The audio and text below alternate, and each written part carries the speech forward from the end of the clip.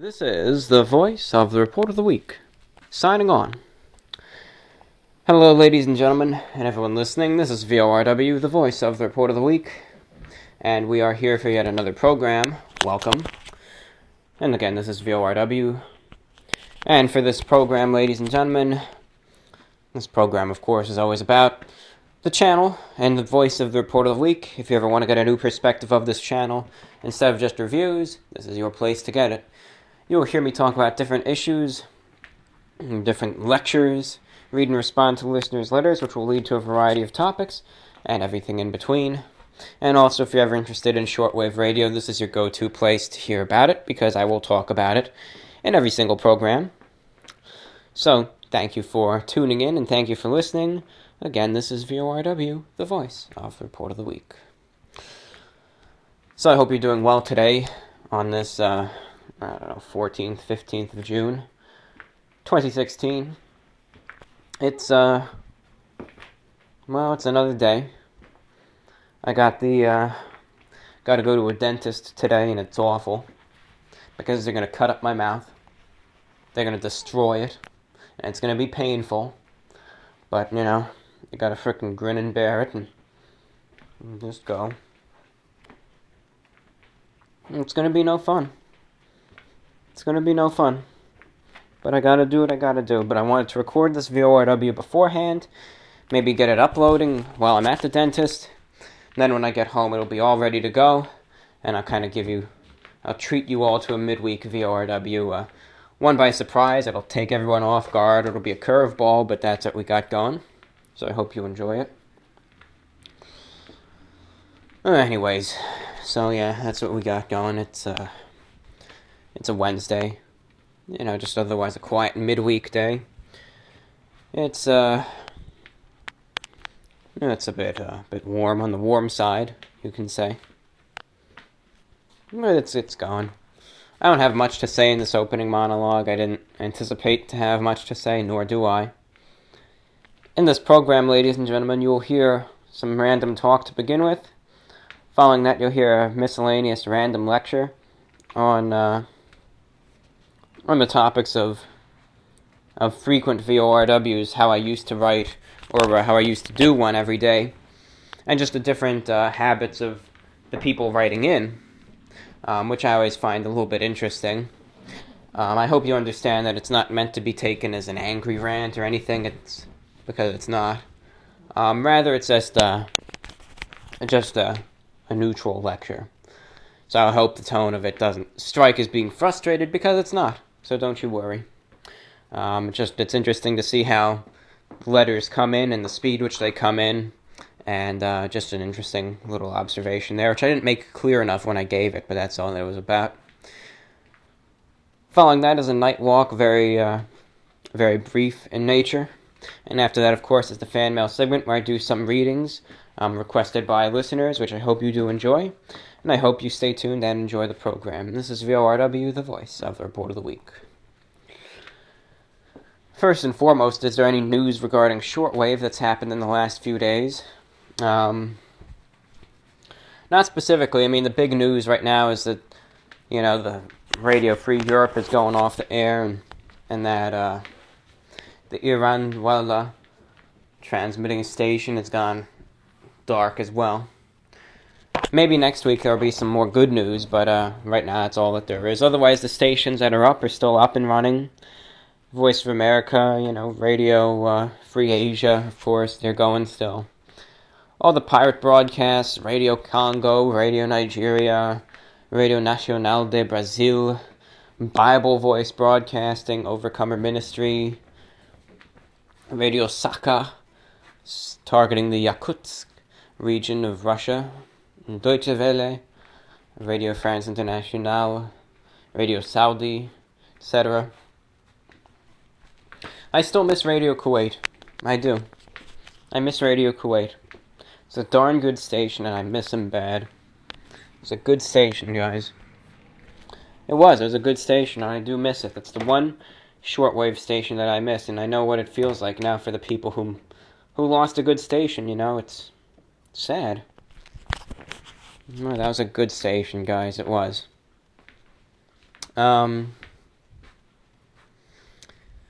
You know what I was thinking of doing with VORW?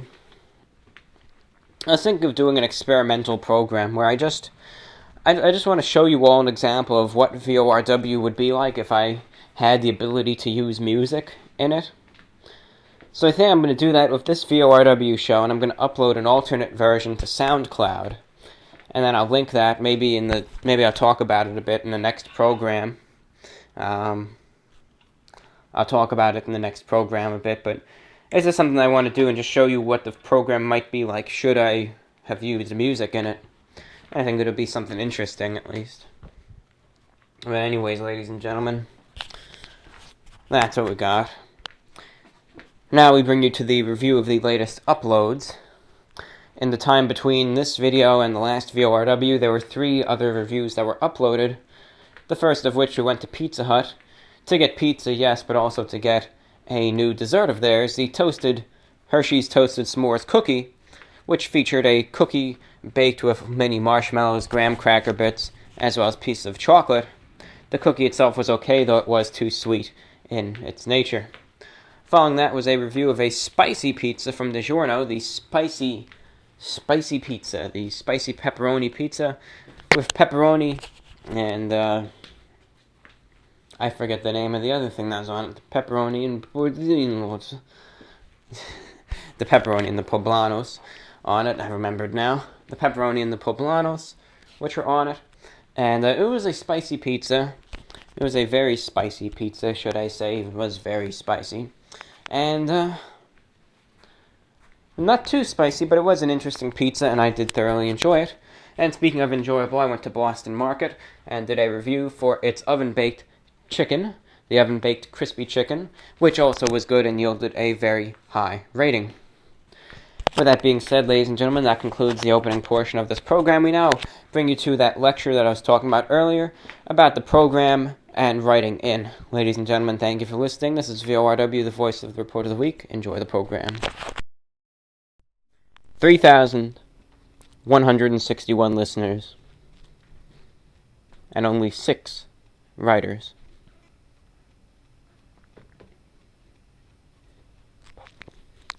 3,161 listeners and only 6 writers.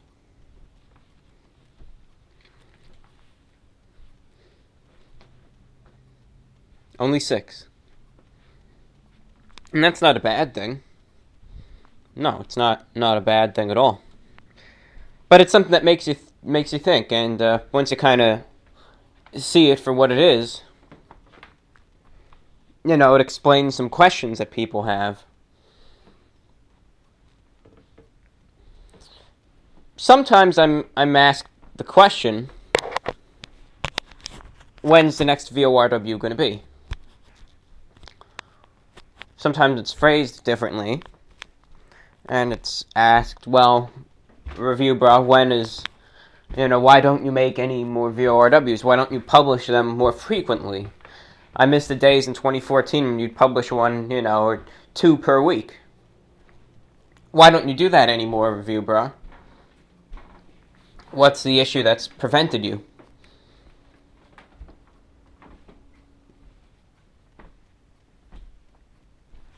Because theoretically speaking, I could.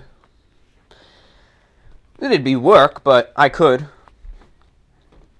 I mean, it'd be the equivalent of being, a radio host in the morning, finding topics to discuss and talk about. 3 hours every few days. But it could be done. I'm not saying it couldn't, it could be done. I mean, right now, as I record this, it's 2 days after I've released the last VORW. I released the last VORW on the early hours of June 11th. And it is now the morning hours of June 13th. It's 11:18 a.m. Monday, the 13th of June, 2016. I mean, I've got plenty of time. I don't do anything. This is my work. This is what I do. So why not? Why not, go ahead and start pumping out those VORWs every 3 to 4 days. I mean, I don't think people would be that upset at them. The more content, the merrier. People aren't upset when I upload reviews very frequently and quickly. Nobody is seething with rage when that happens. No one writhes about on the floor in pure anger and distress that Reviewer uploaded a new video that second day in a row. I mean, unless someone really has a problem with my channel, still I can't see such a extreme reaction for something that menial. But why not? Why not make more VORWs more frequently? The reason being is time itself. Blame time? How? That seems like a bit of a cop-out if I say so myself, dear lecturer. Time? That's your answer? I mean, come on. I want a better answer. That's like about the same equivalent as something going wrong, and it's clearly your fault. And you just say, well, that's just the way it happened. That's a cop-out right there. I want to know why you aren't making more VORWs, and you say, time. What are you talking about? You just said you have plenty of time. Number one, that's a real cop-out of an answer. And number two, it doesn't even make any sense to begin with. So how about you explain yourself, alright? Certainly. I shall. Time is one of those things that can be used in a variety of circumstances and situations. It's always existing, ever present. It can be used for good, for bad. And it can be used in the same scenario multiple ways. And have multiple effects and multiple purposes.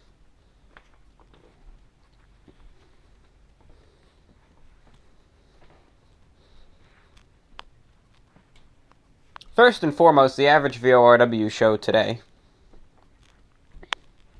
in terms of length, is oftentimes in the range of 2 hours and 30 minutes, and 3 hours and 15 minutes, purely in terms of length. That's the average VORW show.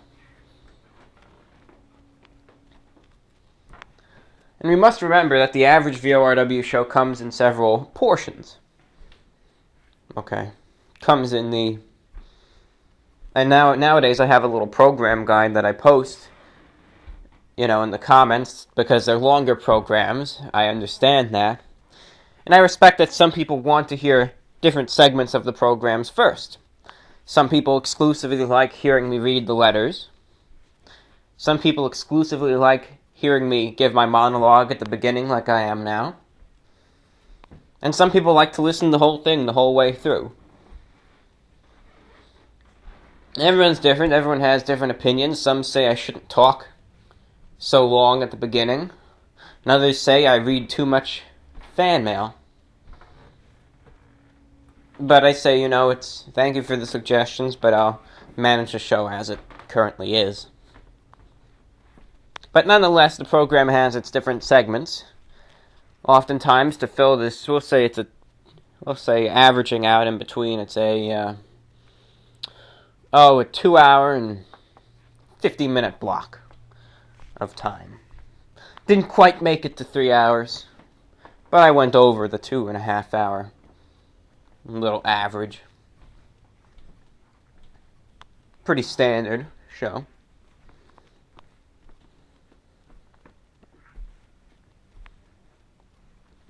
To fill that block,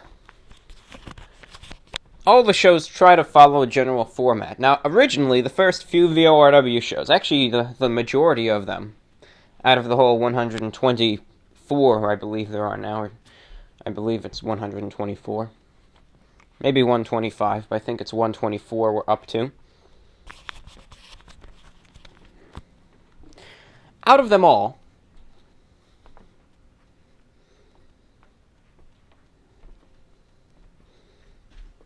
majority of them didn't really follow a set structure. You found that, well, they'd start off with miscellaneous talking, and they'd end with miscellaneous talking. In 2014, they got a little bit more structured when I started adding the fan mail reading. And then it was more like a very brief opening monologue, then fan mail, and then conclusion of the show. Now, lately, these programs have been following a bit more of a organized manner. Now, they skip around. It's almost like as some call it, a magazine format, because it goes from one to the next, to the next, to the next little bit and piece and topic, as though you're skimming through a magazine. But it oftentimes starts out of a little monologue, similar to this one. That kills a good between 30 minutes and 1 hour. Then usually there will be a review of the latest uploads. That kills anywhere between 3 and 10 minutes, depending on how much has been uploaded in the meantime. In the time thereafter, you may find a short story reading, and depending on how much is read, that could be anywhere between 15 minutes and 45 minutes. Then after that, usually, and I say usually in most programs, you have your night walk segment. Or, as of late, just your walk segment. And that takes up anywhere between 45 minutes and an hour and a half. Alright. Let's average it together now. We don't have a ton to talk about in the beginning, so that's 30 minutes. Review of the latest uploads. Let's say we're doing this review today, or this video today, June 13th. I didn't upload much, that's just a bare 3 minutes. So we're at a 33-minute long show. Oh, I'm thinking about reading a short story, but we'll pass on that one today. I want to edit it a little more. We don't read anything. We'll take a little bit of a walk this evening. That's 30 minutes. Because I decide to walk a little faster than average. So we're at an hour. Well, what comes after that? The fan mail segment, of course.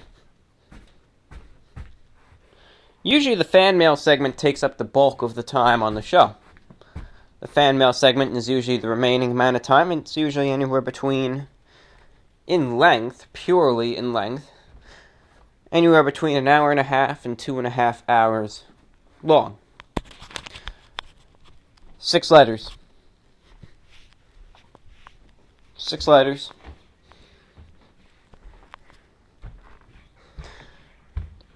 Not all of them are that long. Out of the 6 that are here in the inbox, of the 6, 1,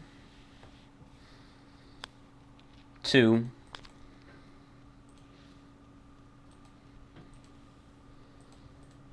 3 of them are of good length. The rest are medium or short. That's no problem.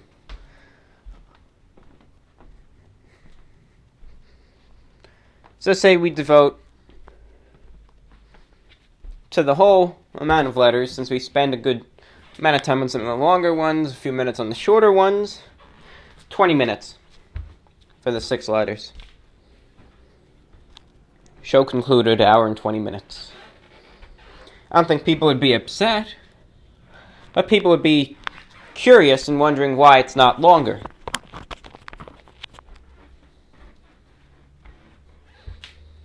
And the reason being is the amount of letters.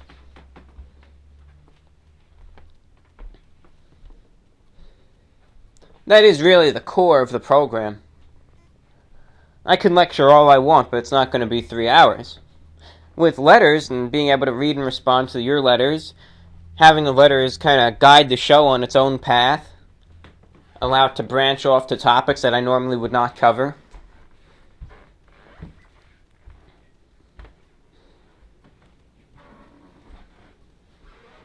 That's what keeps this show going.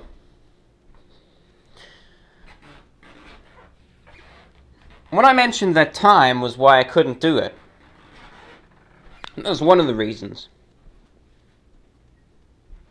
Because the show simply wouldn't be of sufficient length. But the second and more important reason is to allow you, the listener,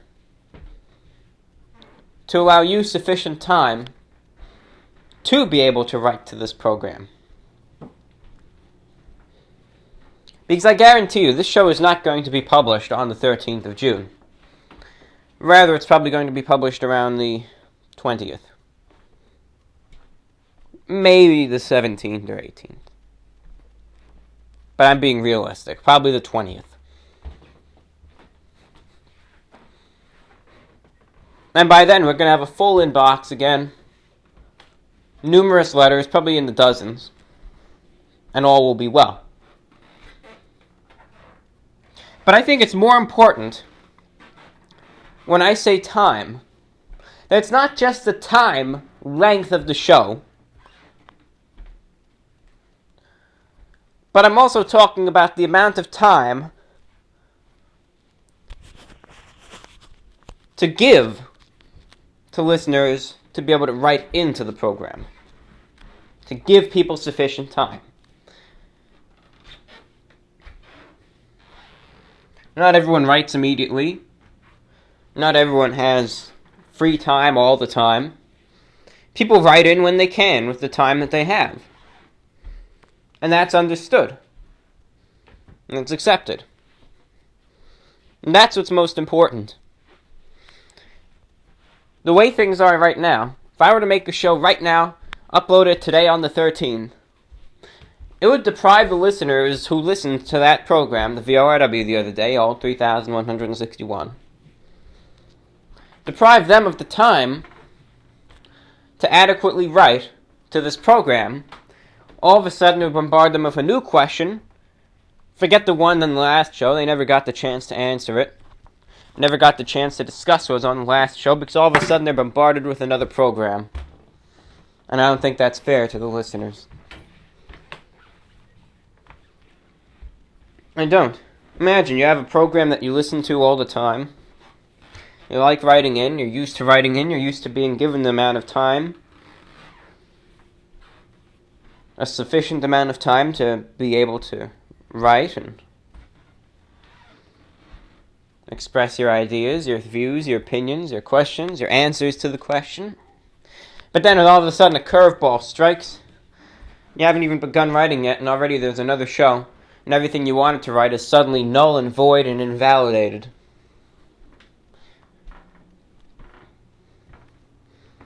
Kind of makes you feel a little worthless. At least it would to me. It would make it seem, wait a minute, I thought this guy said he cared about the listeners, and then he does something like this where he just throws us all aside and decides to make another one. And some people do that all the time, yes, but I just don't want to do that.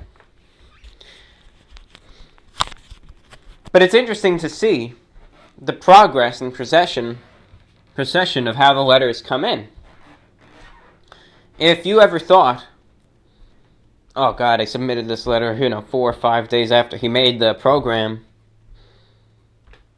God, that's so late, I hope he reads it on the show. Well, don't worry, because most other people do that as well. Believe it or not, an interesting little fact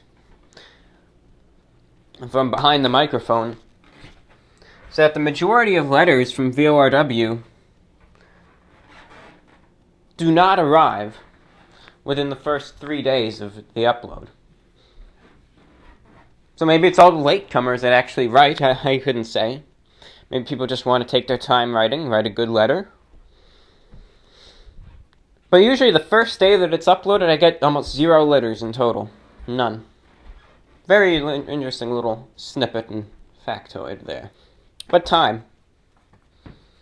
Time is an important thing, and I think you deserve all the time you can get to be able to write what you want for this program. I think that's a very important thing, and I think having free time and having time is a right we all should have, and something that we all deserve.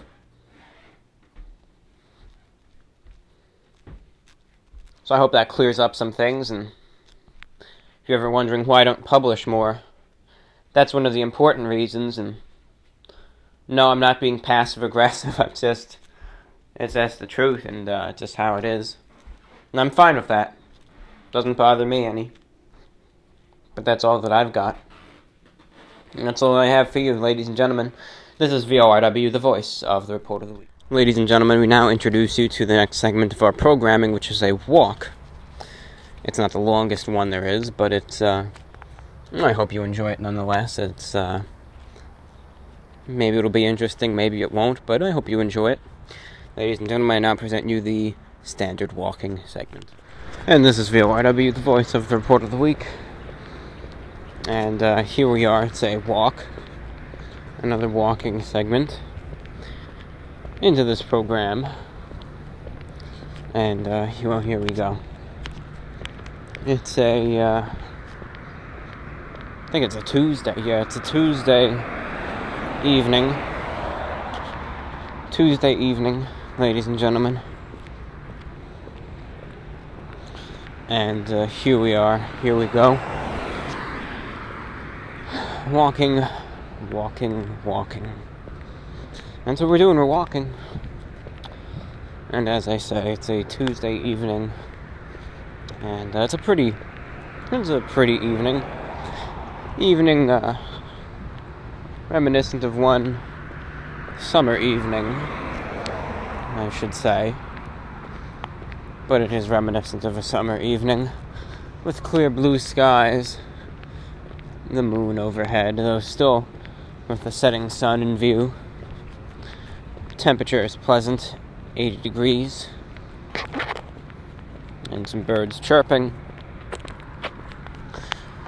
and a few fellow walkers out, though not too many in number, as these parts aren't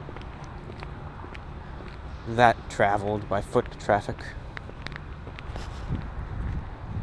Anyways, though, here we are. Indeed, here we are. I think there's some Asian guy walking behind me. I call him the pudgy man, because he's this little pudgy Asian guy, and he always trots about as we walk. As he walks, I know, I recognize him. He's a frequenter of this route. So, anyways, I'm looking across the street right now, though there's some traffic. Got a truck going by. It's a semi. A car. Now we're clear. I'm going over to the other side, and he's going over to my side. A perfect little switch. He's going his way, I'm going mine. No problems. Almost as though we both knew what we were doing. So anyways. Pleasant evening. I hope we got enough tape left on this. I think we do, though. I just know I was making some other recordings on it. And, if I get cut off, I get cut off. So, be prepared for it, be ready, but I don't think that's going to happen. I can't see that happening, but if I do get cut off abruptly, you'll hear immediately afterwards. I'll interject, again, explaining what happens, but, I apologize should that happen. Alright, well, let's make a little turn here. Get off the busier road and into the quieter, less traveled route. And soon you'll hear the diminishing noise of engines.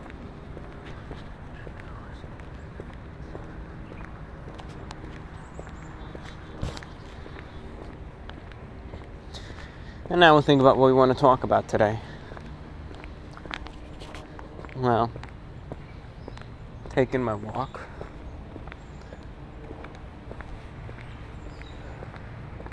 You know, it's an alright day today. Could be better.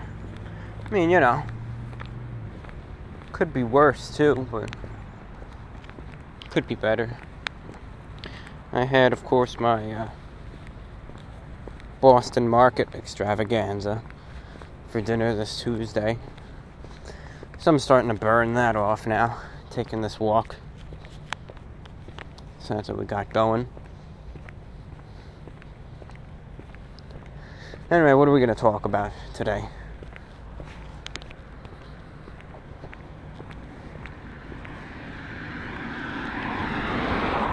I think today it'll be one of my rambling digressions. I always talk about the past, you know that. You know, I always talk about the past, how I idolize it, how I put it up on a pedestal. Some people like that, some people don't. Some people, they say, oh, great, it's another episode where he talks about the early 2000s and how good they were. And it's true, I talk about it a good amount of times. However,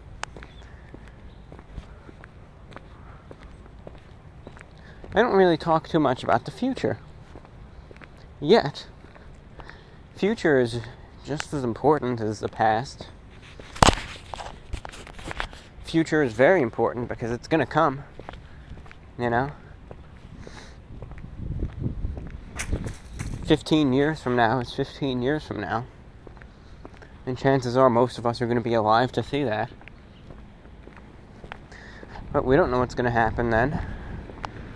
We can't really predict everything.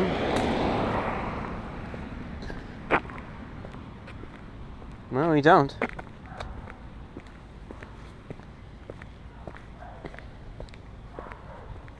Hear that dog?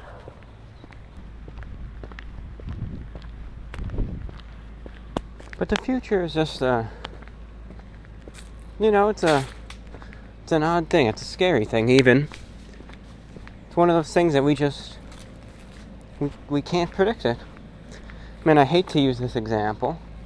It's one I think the media is overdoing already, 20 times over. We use it nonetheless.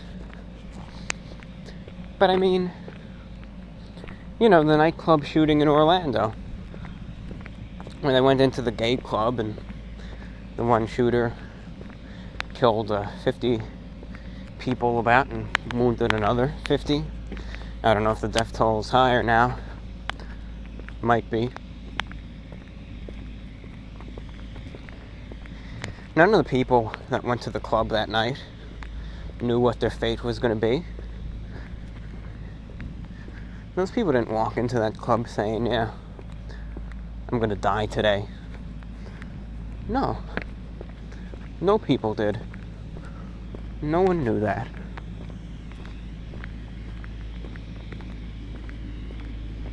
I mean, no one had any idea that that's what their fate was going to be. But you know, none of those people knew what their fate was going to be. And the day before, they had a completely normal day. They didn't know if that was going to be their last full day living. There was a commercial I saw on TV, and it was real, to me at least, one of the few commercials that actually had an impact. Because to most of the time, for me, commercials don't. They just don't. They don't have any sort of effect on me. I think, yeah, well, that was a nice car. Whoop-de-doo. And so on and so forth. But this one specific commercial did have an effect. I forget what it was for, but the commercial itself, it's for a government organization. It might have been for FEMA. Might have been for Red Cross. Might have been for some sort of disaster prevention. But the gist of the commercial was it showed, on the left side of the screen was some guy in like 1989 or something. And on the right side of the screen was a guy from 2016. It was like a split screen. And it shows both of them getting about their day exactly the same way. Going about their business, putting on a suit. The guy on the left was wearing a nice traditional suit from the 80s, of course. Having a conversation, eating lunch. Coming home, to their wife and kids. Watching television, going back to sleep. And then it said on the left, it said like on such and such date in 1989, San Francisco suffered one of, its worst earthquakes ever, or something to that degree.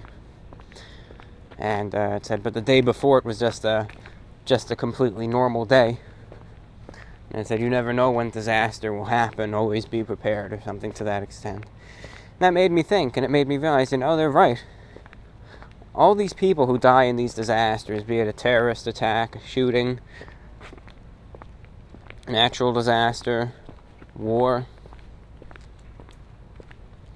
90% of the time they don't realize that they're going to die. I'll go as far as to say 95% of the time they don't wake up that day saying, yep, I'm going to die. So I may as well start living to the fullest. No one does that. Very few, at least, do that. Very, very few people. Let me get over here.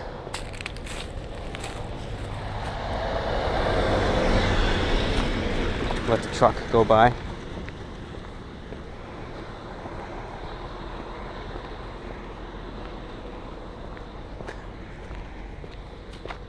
Just a very select number of people actually go ahead and actually do that.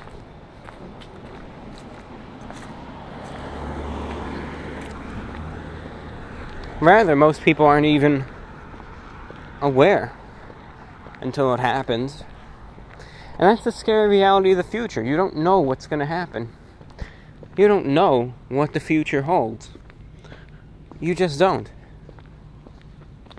And let's be honest, you don't know if you're going to live through tomorrow. I don't know if I am.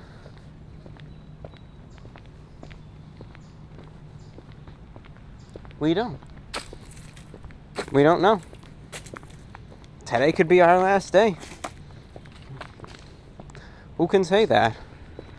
Who can say it's not?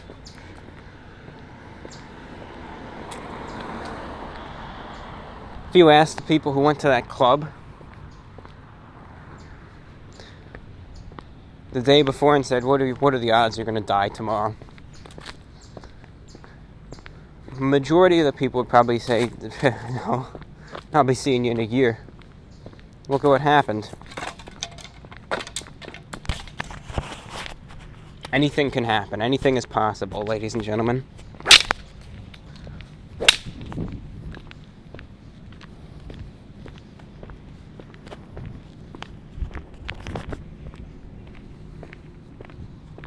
And it's a scary thing. That's not to say the future isn't a bad thing. I think the future can be a very good thing, too. You never know what's going to happen. I mean, those are the negative aspects I was focusing on. But there's plenty of positive aspects as well. Look, for instance, at the channel. You don't know what's going to happen. I remember, let me tell you a little story about the channel and how I started it and all that. Since I know there's ever new listeners, and welcome if you're listening first time, who don't know the early history of the channel, so we'll share it. Of course, I founded the channel on February 20th, 2011. But I started the channel not as anything to get views. I did it because I liked to do it. I remember starting this channel in 2011. Now, of course, YouTube wasn't as big as it is now back then. It was still pretty big, though. Still was. But I remember starting it back then. And I remember just saying, I'm never going to get, anything with this channel. I'm just doing it because it's fun to do. It's my little hobby, my little pastime. And that's that. Just, my little thing that I do.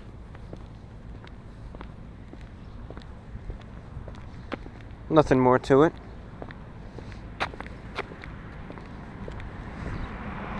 If I get maybe 100 subscribers, I'll be lucky. If I keep up this channel in, a couple months, that'll be something else. But as I said, when I started the channel, I didn't expect it to get anywhere. I didn't expect it to have the significance that it's had on my life. Let me put it to you this way. I know people say the internet, it's just the internet, it's just computers, it's just blah, blah, blah. But I do, while I'm not a fan of social media and smartphones, I do realize that there is a lot of power in the internet today. And the internet itself is crucial, at least in many first world nations.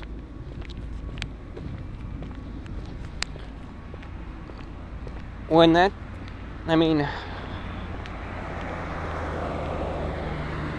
of the most important events in my whole life was literally when that silly pan pizza review got blown up.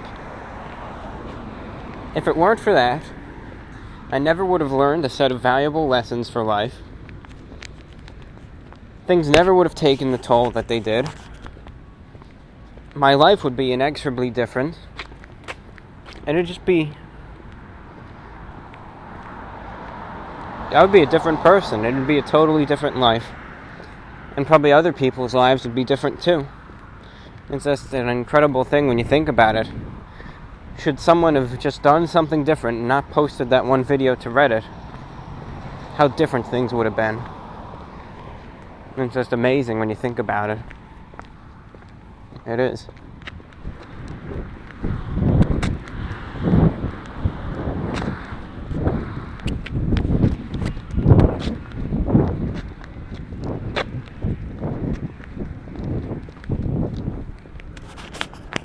But I believe that the future can be good or bad. That's what I think.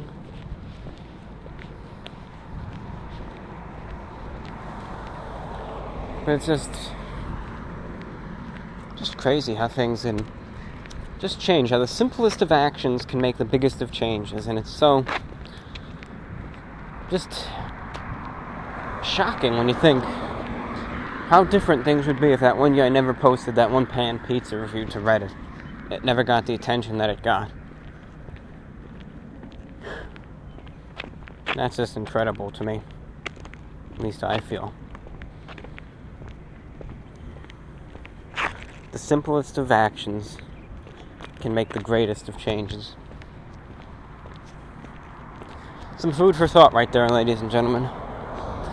Anyways, I know this wasn't the longest of walks, but I'm out of material to talk about. Plus, I want to do a bunch of readings on this program. So, therefore, we will conclude right here. And I'll get back to you after the tone for the letter portion of the program. Thank you for listening. This is VORW, the voice of the Report of the Week.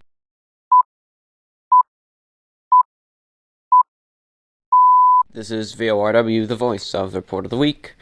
And following that time signal which you just heard, this is now the halfway portion of the program. At least metaphorically speaking, it is halfway through the show. Because now we begin the mailbag program, in which we read and respond to your listeners' letters. In this program, of course, we read and respond to the letters from any listeners who wrote in. We ask a question, read responses from the question we asked in the previous program, and I also answer questions that listeners have wrote to me. Likewise, some listeners may give me readings to read, may wish for me to give shout-outs to individuals, may have just general statements they would like to make. Those all will be read and addressed as well. Now, ladies and gentlemen, if you are interested in getting in contact, at least, with this program, VORW, it's easy. It really is. There are 3 ways in which you could get in contact with this program and get your letter read on the fan mail program.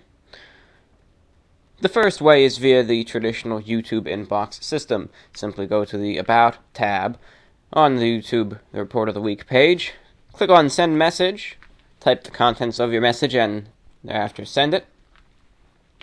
If you would rather use email, do not worry.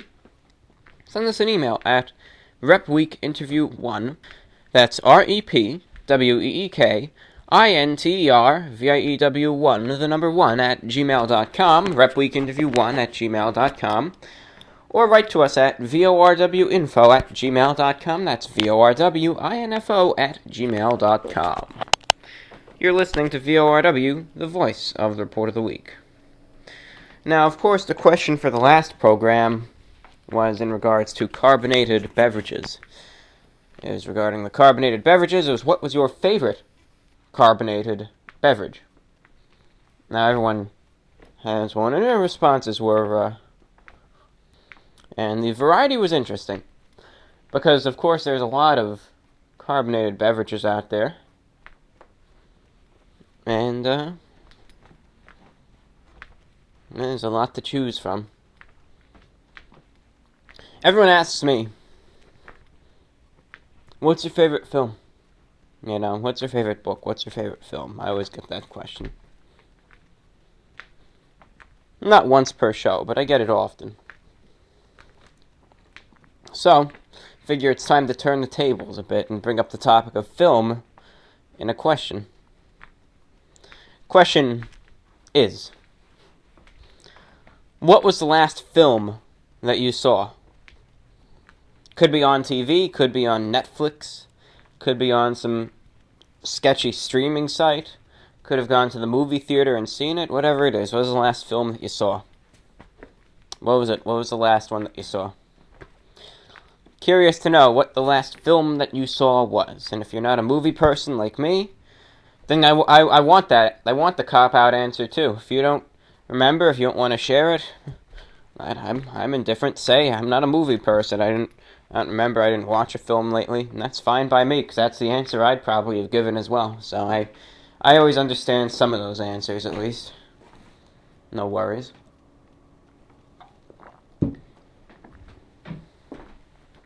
Last film I saw? The last film or movie, you can say, what was the last movie that you saw? It doesn't matter. Film and movie, they're the same exact thing.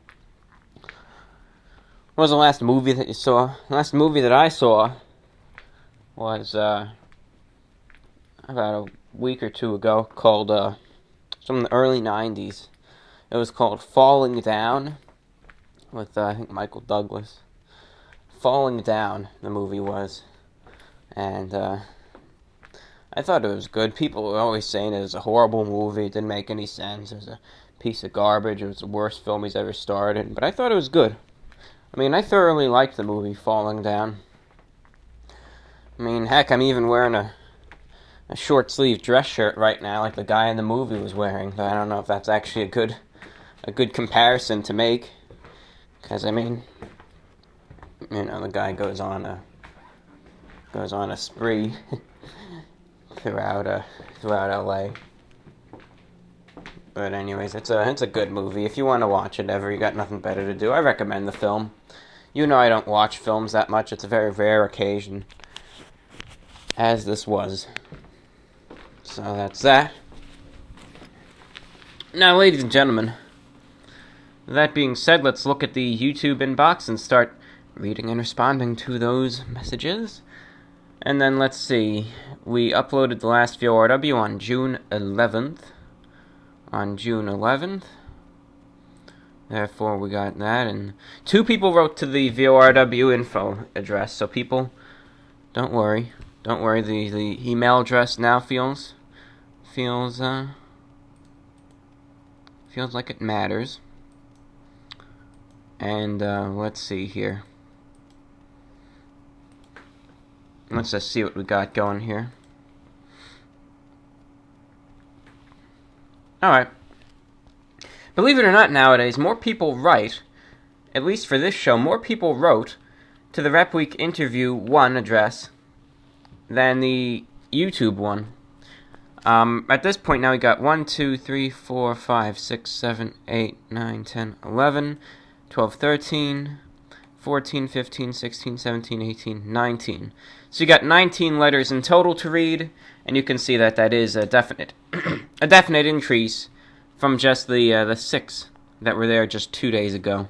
You can see I said, you know, it takes a few days, but they all come in. They do. Anyways, beginning from Matt. Matt writes, "Hey review bro, so I'm not really into food reviews. I use YouTube for watching funny videos like Tim and Eric style news events and to upload my own videos. However, I came across your channel by chance and all of a sudden I became addicted to your content. I don't even think it's your food reviewing per se that caught my attention, rather your attitude and uniqueness. I'd love hearing you talk about life, good or bad, and seeing how much you care about looking your best for each video. It's refreshing. Honestly, I've never seen anything like it. You have a lot of passion and drive for what you do, and it's truly inspiring. I heard you mention you like jazz, and I'm curious what your favorite music is. Do you listen to Ella Fitzgerald? Well, in terms of jazz and music, jazz is nice, specifically big band music. You know, that's something you don't hear much of anymore today, but it was a very good genre. Though I myself am very conflicting, so my favorite genre of music right now is probably rock. Probably rock, alternative, and even a little bit of punk from the 90s, and early, and even a few examples into the mid 2000s. That's my favorite music. And if you ever listen to the VORW shows that are broadcast on the radio, you'll get a good example of that type of music. But anyways, otherwise in terms of jazz, I have listened to Ella Fitzgerald, of course. She was a very famous jazz singer. And, you know, the big band, as I said, that's always my favorite. Not the smooth jazz you can still find playing in some, you know, some fancy restaurants by the river or something, but, you know, nice big bands, old classic music. What got you into wearing suits? I own one, and I wish I wore it more. Looking dapper as hell every day, review bro. And where do you think you will take your channel in the coming years? It seems you're taking a more scenic setting for your reviews, and I enjoy that a lot. I'll have to see more interesting settings and watching you grow in the years to come. Well, thank you very much. And what got me into wearing suits? Well, I started wearing suits about 9 years ago. Jesus, wow. 9 years. It's been a decade? Boy, Life goes on, my friends. Yes, it does. Yes, it does. But, it's been about 9 years now. I remember it used to be only 4 years, and now it's 9, soon to be 10. About a year's time, it'll be 10 years. I've been wearing suits now. Every day. I was younger, of course. And I just liked the way they looked. I enjoyed how they looked. I enjoyed the feel of it, the fit of it, the style, just the way they looked. And I remember saying I wanted to look nicer, I wanted to dress nicer. And I decided the best means of approaching that would be simply by going ahead and just doing it without any regard for, without any sort of regard for for what people might think of me. I said, I'm just going to start wearing these suits. I'm going to go all out. I'm just going to wear one every day when I feel comfortable. And that's just what I'm going to do. And that is what I do now. I mean, even right now, just recording this program, I'm wearing... No, I'm going to probably put on a black jacket later. When I do go out, a black 3-button jacket. But I mean, even right now, I'm wearing a pair of tan dress pants. And they are pleated, creased, and they aren't cuffed. They aren't. But they have a good drape to them. Wearing a white short-sleeve shirt. And then I got this little tannish brown striped tie. And I got my pens in my shirt pocket. Dress shoes on. And I'm just wearing this morning. This is just what I slapped on. This is like my t-shirt and jeans right here that I'm wearing. You know, it's just very, very casual for me. And as I said, it's really too informal to leave the house with. So when I head out later, I'm going to probably put on a black 3-button jacket to wear over this, even though it's going to be a hot one today. Still gonna wear it nonetheless. And where do I see the channel going? I see it doing what it's doing. I mean, I think we've kind of reached that point where it's leveled out in terms of content, and meaning I've found my niche. I've found what I like to do.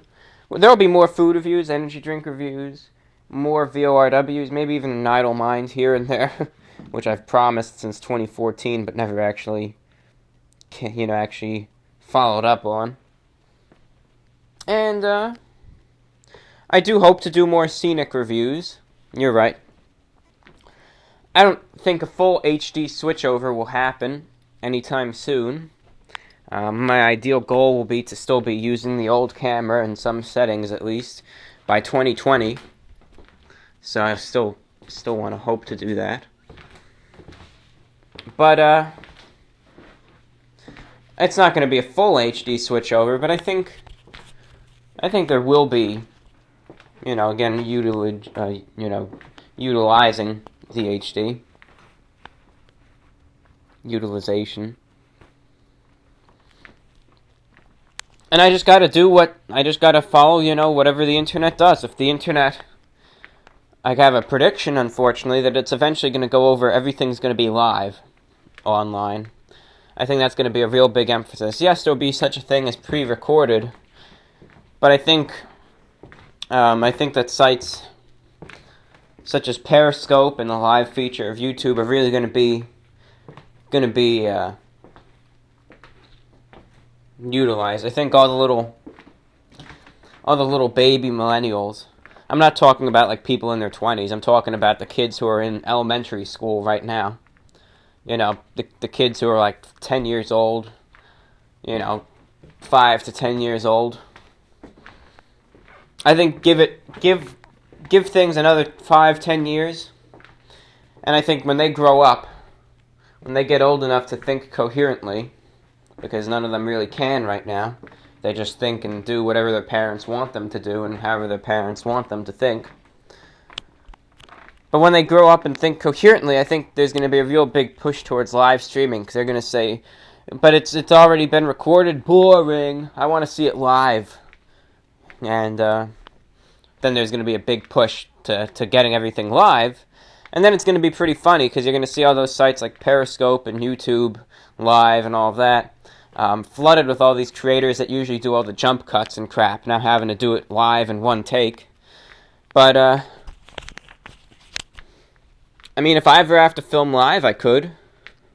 The one HD camera, the real fancy one, the 1080p one, I can just press a button and it's sent off live to YouTube. So, if this is the case, if there's going to be an upcoming revolution in terms of live streaming, and I have to adapt to it, if there's no other means I have to adapt to it, it's going to be completely easy for me, because it means, what do? I sit down, and I press a different button, and then I just do exactly what I've been doing for the last 5 years. So, I mean, there's no real difference. And, should VORW be live, we'll have to see about that, but I think it'd be a different thing for longer audio, but I mean, for shorter videos, it might be all about that live streaming life. But anyways, that has not come yet, so nothing changes with the channel in the foreseeable future. He also writes, the way you work out negative comments and lack of support is amazing. I love how you touch on it on your VORW show. You have a lot of heart and it shows through your work. Keep up the great job/attitude. I will continue watching your reviews in the early mornings before work to make me hungry, ready to cook. I'm a Thai food cook part-time and feeling good about life. Cheers from Matt. Well, thank you, Matt. And good luck with the cookery. And again, thank you for writing. Hi, John. Would you rather have an apple in the hand or 2 oranges in the bush? Thanks. I love the show. An apple in the hand or 2 oranges in the bush? I'm not in the citrusy mood today, so I'll go with the apple. I'm taking the question literally. I'm not a citrusy type of person, so got the apple. If that were meant to have some sort of subliminal meaning, I did not go that route. I didn't take it that way. I just took it as a question. Apples v. oranges. And apples have, or apple, singular, has won. This person writes, can you review the energy drink Crunk? Well, Crunk it's called. Crunk energy drink. Let's see. Crunk energy drink. Oh, there's a picture of Crunk. If you look it up, you'll see, is that Lil Wayne holding it there? No, Lil Jon. Oh, wow, big mistake there. There's Lil Jon. I think he's actually the founder of Crunk energy drink. He's you know he's famous for being that one stockbroker back in the 90s. They'd always call him Lil Jon because he was a short guy, but let me tell you, he had more money back in the day than anyone else. He was Lil Jon. He was one of those real big Wall Street guys. He was actually, believe it or not, if you want some interesting little facts about that guy Lil Jon, and again you could look him up. Look up Crunk energy drink and you'll see him kind of selling it with a little picture of him with it. The movie The Wolf of Wall Street. Now they had to change the name for legal reasons. No one ever wants their likeness portrayed in a movie, and it's they don't like what they see, so they had to change the name for legal purposes. But in the movie Wolf of Wall Street, it's like a biography, a biopic of Little John, and his life and what he did back in the 90s. Not Jordan Belfort, as I said, that's the name that they just picked for the movie. That's a fake name that they came up. But if you just draw the connections, draw the similarities, you could even Google it and say who's the Wolf of Wall Street based off of. You'll see that it actually is based off of Lil Jon, and not that Jordan Belfort guy. It's just a name they made up for the movie. So I think it's pretty interesting. Crunk, well, if I find it, I'll review it. That's all I got for you. Hello, review brother. I hope you will forgive me for not having several questions for you this time around. For that, I apologize, and we'll try to have more for you next time. I only have 2 quick fashion-related queries for you today. I saw a commercial for a double-breasted slim fit suit at Men's Warehouse. Have you seen this? What are your thoughts on it? From your perspective, does being a double-breasted suit cancel out the negativity of being slim fit? Absolutely not. No, I don't think it cancels it out. I think it actually makes it worse. I think some of the worst offenders of slim fit suits are actually the double-breasted suits. Because you gotta, and this is from my traditional sartorial point of view, I think all you regular listeners, such as you, know at this point that I am a traditionalist in fashion, so my opinions of it are also traditional. But I always think and feel, here's what I think the ideal double-breasted suit should be.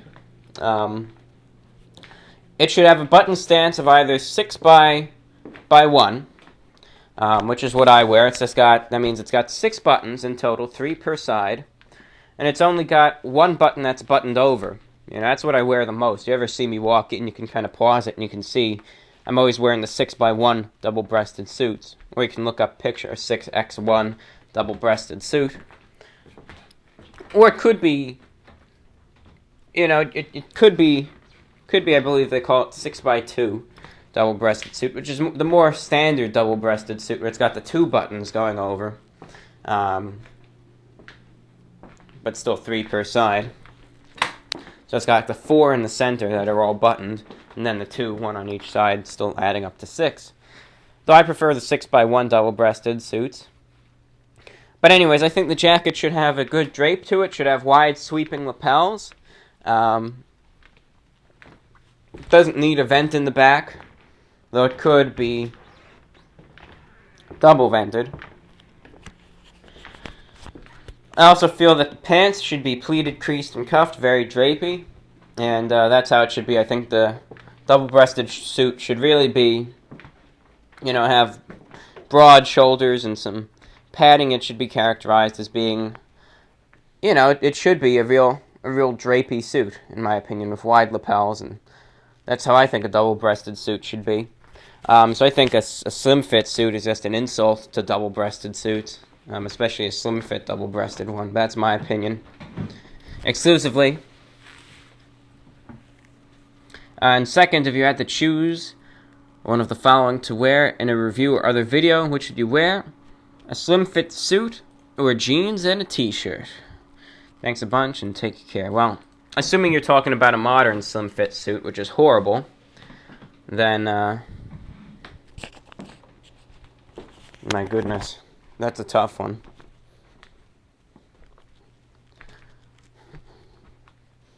Well, if the jeans aren't slim fit,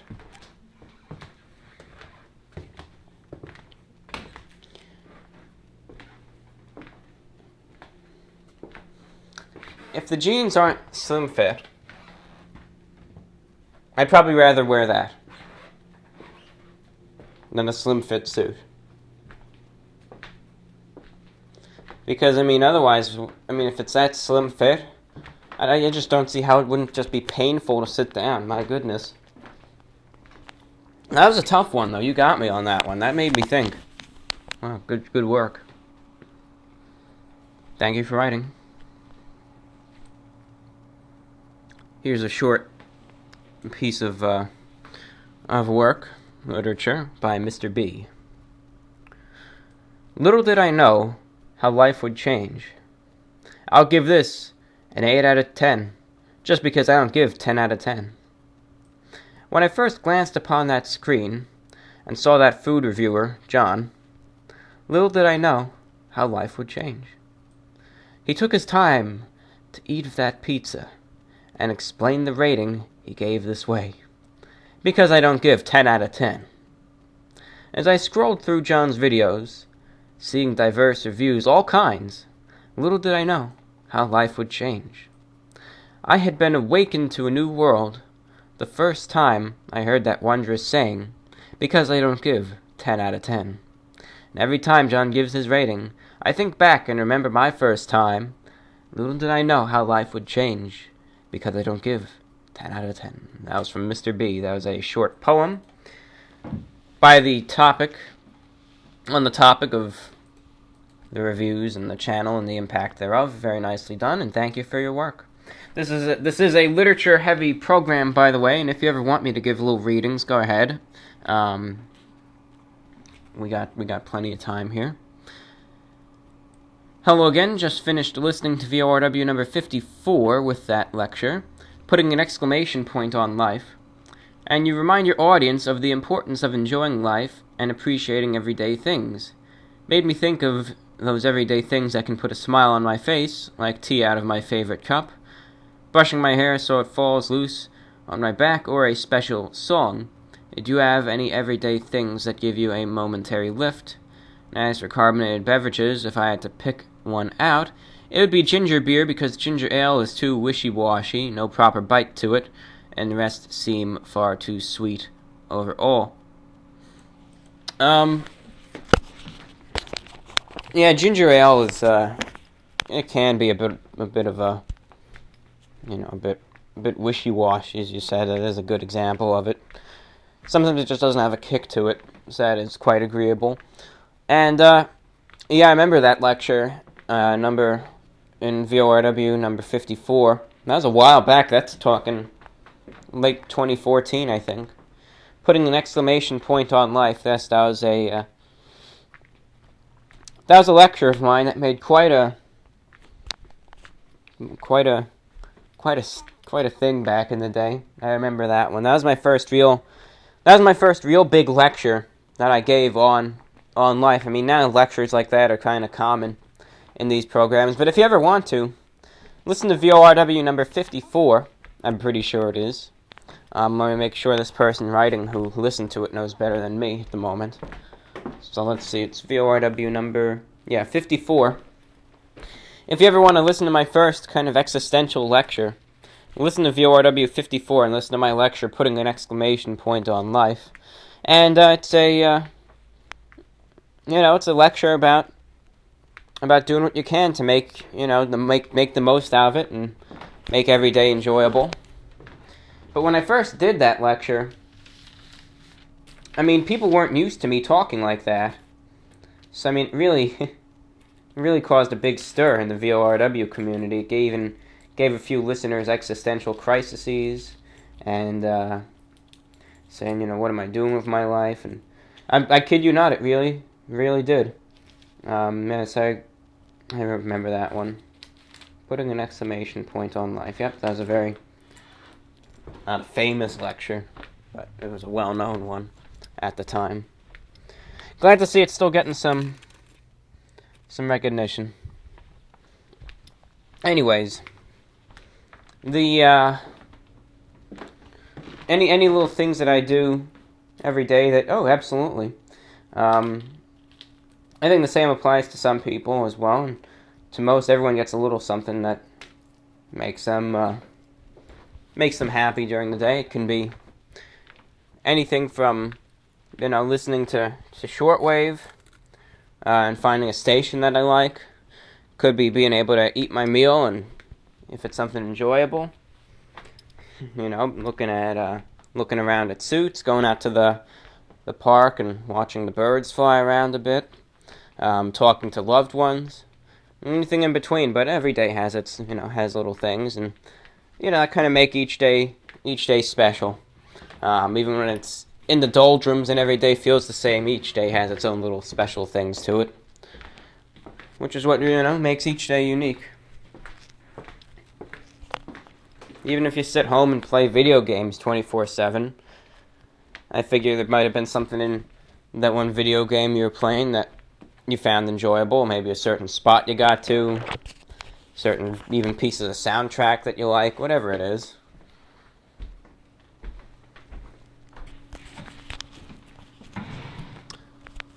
You did a reading in the last VORW that was mighty enjoyable.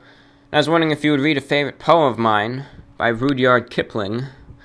Of course, if time doesn't allow, I understand, but it would be very nice, as I'm sure I'm not the only one who likes your voice. As always, all the best from Jackie. Thank you for writing, Jackie, and of course I will read the poem here.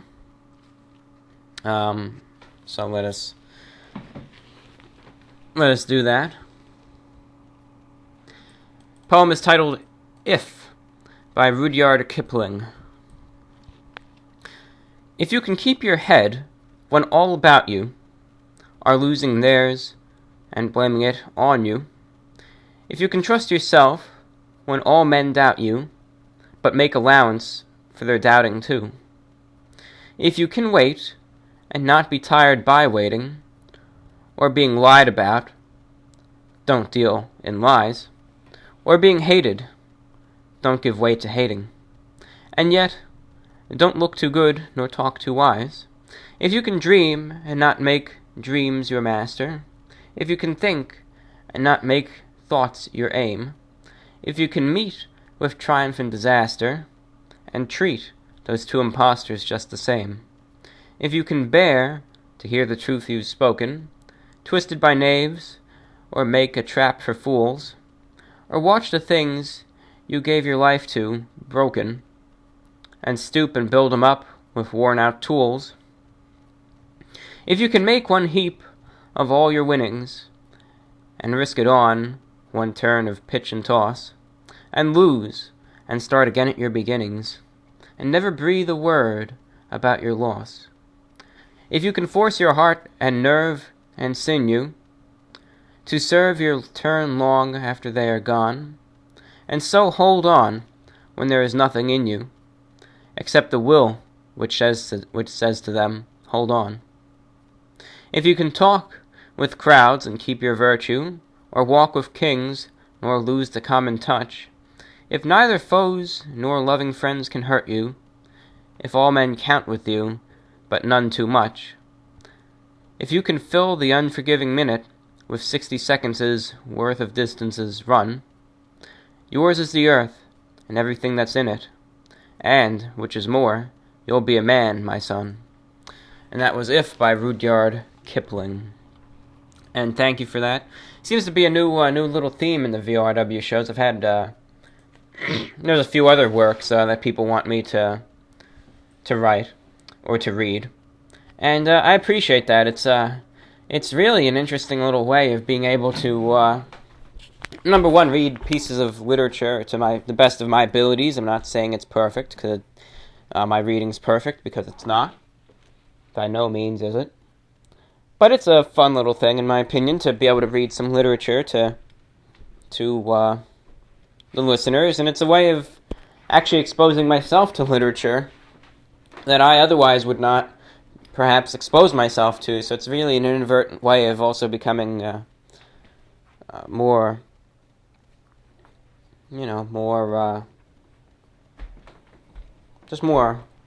immersed in literature, you can say. It's very nice. And thank you for the suggestion. Very nice poem there.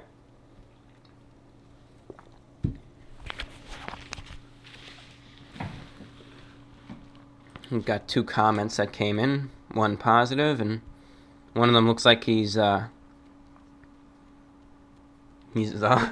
they were these 2 people were arguing about how I hold my fork. Of all things, could you imagine that? That's the silliest argument I've ever heard. 2 people are legitimately fighting in the comments about how I hold a fork.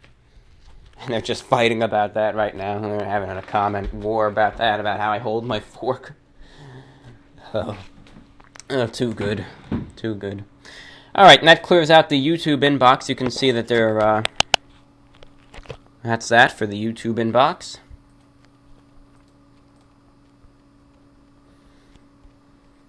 And now let's check out the email.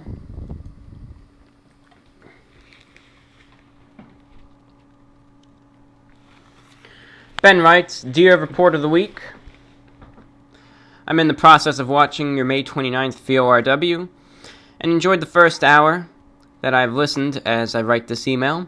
To answer your question you posed for viewers, my favorite color is blue because I feel it emphasizes my eyes, which also happen to be blue. My second favorite color is black because I feel it emphasizes my hair. I'm a dishwater blonde. And you mentioned that in the show prior to the one I am partway through, you asked your listeners to say how they discovered your channel, so I thought I'd answer that question too.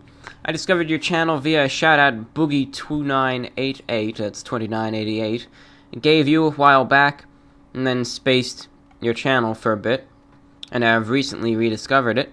I appreciate your thoroughness you bring to your food reviews, and I have to admit I laughed out loud watching your review of the White Castle turkey sliders, because it was pretty obvious that you weren't impressed with any of them.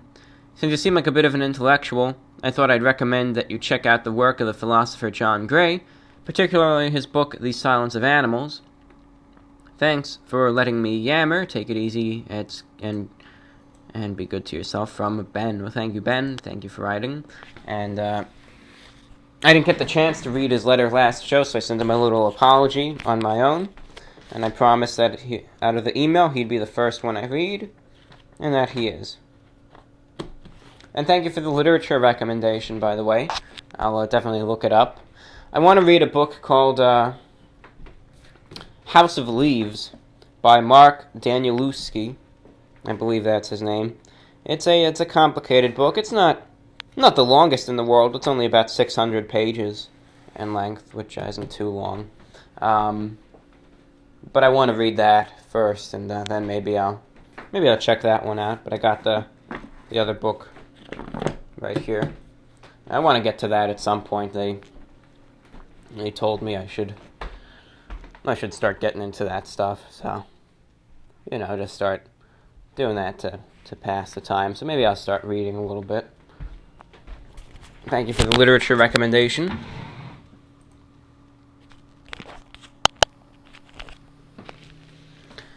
Hey Review Bro, I was watching your last VORW and noticed you mentioned that things started going downhill for you when smartphones became a popular thing. I noticed this too, and I thought I was the only one who hated those things. When smartphones became popular a few years ago, all of my peers bought one, and they became distant and attached to their iPhones. I couldn't have a proper conversation with them without them checking their Facebook messages or some other app on their phone.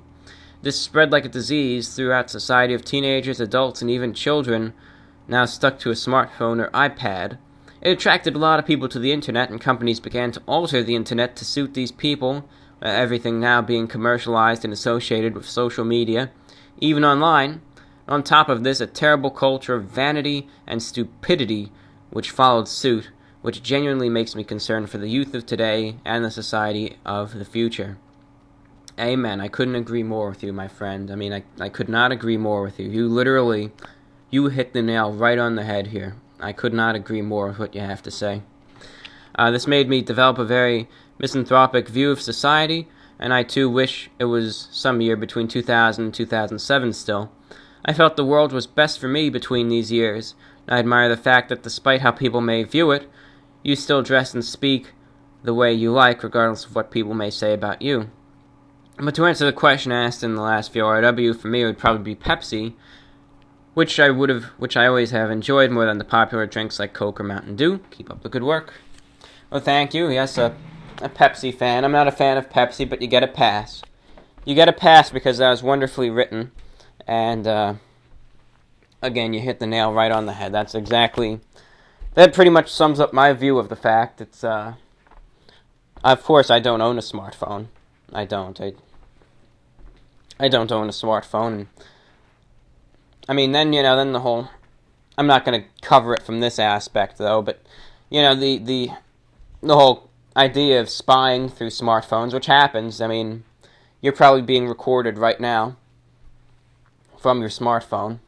I mean, would you believe it's proven Google actually records every word that you say. There's actually such a thing. You can look up an audio history where it's recorded almost everything that you've said through if you have like a live microphone, if you have a microphone in your phone or on your computer. Google's probably recording you right now because it says quote unquote for voice optimization for voice searches. I say, yeah, right, Google. Yeah, I bet you're recording everything I say for the voice searches. But anyway, so once you get past the idea that you're being recorded every single second, it's unnerving, and then you say, well, that's bad. But that's another thing. I mean, I wouldn't be too surprised if there was a government initiative with smartphones, just to make it easier to get past people's privacy. And, that'd be a genius marketing scheme right there, because people have bought right into it. But yeah, it's a shame the things smartphones have done to this world. They ruined it, as did the whole social media and the culture of just narcissism, vanity, and stupidity that came along with it. It's a very critical view of the matter, I understand, but it's my view, nonetheless, and a small minority's view as well. But, I respect everyone else. I'm not, I don't say, if you use social media, go F yourself or anything like that. I respect it all. I say, if you use social media, I'll do me, you do you, and that's fine, If you want to be on your smartphone all day, I'm fine with that. It's your life, not mine. You can live it as you please. If it makes you happy, it's fine. If you want to be on Facebook all day, that's fine. But, I just say it's not for me. I have critical views of it, but this is not for me. And that's just how I see it, at least. Anyways, thank you very much for writing. Very nicely written. On to the next. Hello, review bra. I will answer this week's question in a moment. However, as a first-time writer to the show, I thought a great question to answer was the topic from 3 weeks ago, how I discovered your channel. Frankly, I was not the one to discover your channel, but a fellow classmate who claimed I looked like a fellow YouTube user who reviews energy drinks. I denied this, but I decided to further indulge my acquaintance by checking out your channel. I came to the conclusion that my friend has spoken the truth, and I discovered one of my favorite channels ever. Being a new listener, I was not able to answer this question or the latter, which was on colors. My favorite color is white, because it symbols cleanliness. White is a great color, but it is also the color of milk, and I like milk. It is formal, yet it can also be attention-grabbing. As far as soda, root beer is most likely my favorite. My favorite cola, however, is Royal Crown, which is also a great pomade. Ginger ale is the most classy. 7-Up to me is a better Sprite, and is the ideal soda for the summer. My question for you would be, do you have a record player? My old one broke, so now I use a USB record player, which is so cheap it doesn't have an off switch, but it gets the job done. To me, a record collection is the best way to display music, and I like records because the music's actually physical, not digital. Sorry for the long letter, although I am making it longer to include this apology. Until next time, Frank. Well, thank you for writing, Frank. And, I do not have a record player. However, there is a, both my parents had record players. They both did. They still do, actually, so I guess if I ever wanted to salvage one of them and use it as my own, I could have a whole record collection, too. So one is easily attainable. I could just, contact them at some point and ask for it, because none of them use it anymore, really, but, at the given moment, I don't have a record player. But I've heard records also have a lot of a cleaner sound than any digital music does. That's what I've heard. I've heard that records just have the cleanest sound. I've always, for whatever reason, I've always thought that those reel-to-reel audio tapes are always fun,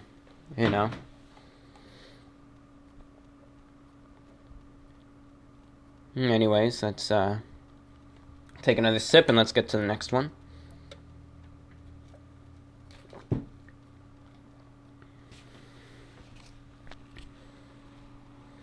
Greetings, review sibling.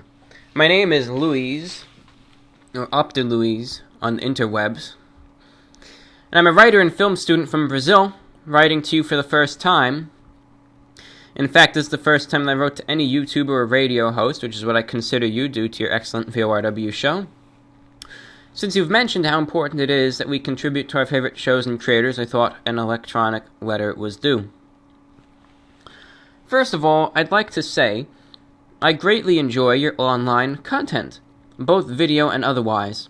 The VORW show has actually become part of my weekly routine, as I almost religiously listen to new episodes and previous ones as I work on my film projects, short stories, and web comic humor. More on that in a bit. I actually came across your channel whilst browsing the X board on 4chan on a humorous chart of X-tier YouTubers, and the X board on 4chan, that's the paranormal board. On a humorous chart of X-tier YouTubers and how extreme they were, I found your channel. I'm glad that I did, as your unique style has brought countless hours of entertainment for both me and my newly Report of the Week initiated girlfriend. Now, to answer your question regarding our favorite carbonated beverages, I'll have to take you back to a sweeter, simpler time. A time before YouTube and before internet trolls. The year is 2001. and a young me had just arrived in Toronto, Canada. It took time to adjust to North America, but my family and I made quick progress over our first year as immigrants. My 6-year-old brain eventually noticed that we reside next to a colorful establishment named 7-Eleven. So I subsequently begged my mother for spare change in order to purchase something at this peculiar new location. She hands me a couple of bucks, telling me to pick out a nice soft drink, and I head towards the 7-Eleven on my own without a care in the world. Entering this establishment, which was inhabited by a single teenage attendant, I marveled at the bright colors and copious amounts of slushy flavors which dwelled within. There were two things in particular which caught my eye, however. The first was their selection of carbonated beverages, which was quite different than what I was used to in Brazil, other than the classic Coke and Pepsi, of course. The other thing was a cardboard stand featuring several VHS tapes on sale for $2, and one of these was a curious-looking tape of the infamous Batman and Robin, which I had not yet seen. I analyzed both the movies and the drinks with my sharp 6-year-old brain, and then I noticed a small can of something called root beer, sitting next to a can of Coke. Why would a beer be next to a kid-friendly beverage? What kind of madman would do such a thing? I then reached into my pocket, holding several coins into my hands as I contemplated. Could this be some form of a child's beer? If not, could I still get away with purchasing this illegal drink? However, I looked up again to the VHS tape of Batman and Robin. It was so cheap! Oh, I was torn, but had only moments left before my standing in the corner of the store became awkward, so I was faced with a life-altering decision. Would I buy Batman or kid beer? As you may have guessed, I made the correct decision, and purchased my kid beer in peace, dodging a bad movie-shaped bullet in the process. The small brown can of Barks root beer that I then proceeded to open outside the store really did change my life.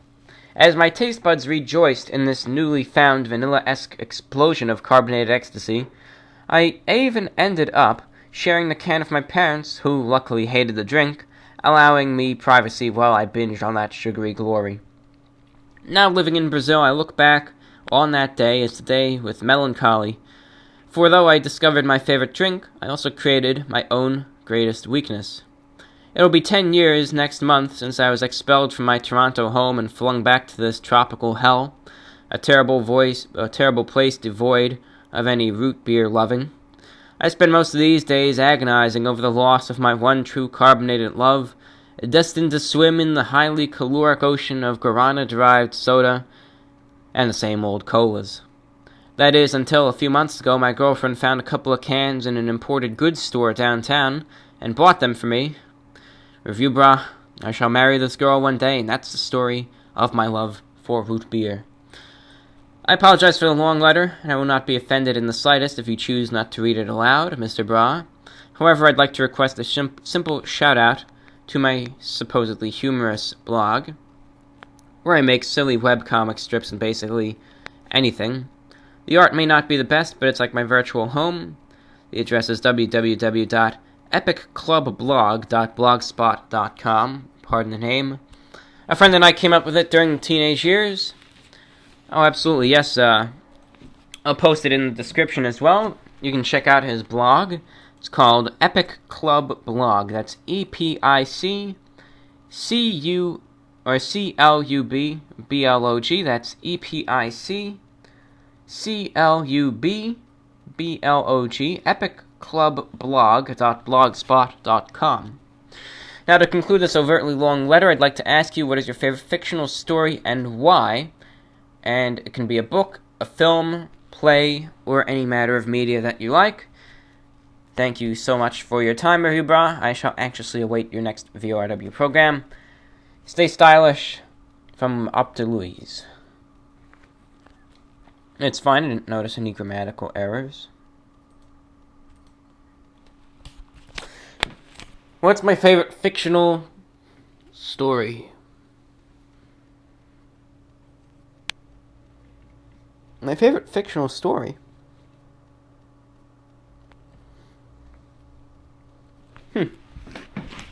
You know, I don't really have a favorite, but I do have one that stands out to me. it's not as much of a creepypasta as it is a short story. And I believe it's called The Strangers, and I think it's about this guy who goes on the subway. He rides the subway train. He lives in the city. Rides the subway train to work, and every day he notices in one of the cars this one guy who just sits there staring forward emotionlessly. He gets curious about what this guy exactly is, and he decides to follow him one day and see what he's doing, and he gets himself into some real deep you-know-what in doing so. I thought it was amusing, at least. Maybe the ending could have been worked out a little better, but it was still a decent story, in my opinion. And again, thank you for your letter. And that nice nostalgic tale. Hey there, Report of the Week. I've been enjoying your review series for a few weeks now, specifically Energy Crisis. Due to my anxiety disorder, I had to cut out all caffeine from my diet and haven't been able to try any of the increasingly crazy new releases in the energy drink world. I was wondering if there was any literature you've read or are currently reading that has influenced either your channel or VORW. If not, I would be interested in your favorite books. Otherwise, I hope you've been keeping well. I look forward to your future content. Regards from London, England, Andrew. Thank you for writing, Andrew. No, I haven't been influenced by any literature this channel, but in terms of books, I recommend the book Dead Mountain. It's about the Dyatlov Pass incident. There's a stupid... I'm not a fan of the word stupid, but that's what it is. There's a stupid documentary about the Dyatlov Pass incident that tried to say a Yeti killed them. Killed those guys. I thought that's the stupidest thing I've ever heard. Such an idiotic waste of money and time that documentary is. About how the Yeti killed all the people at the Dyatlov Pass. Stupid idiots. But, stupid. But anyways, I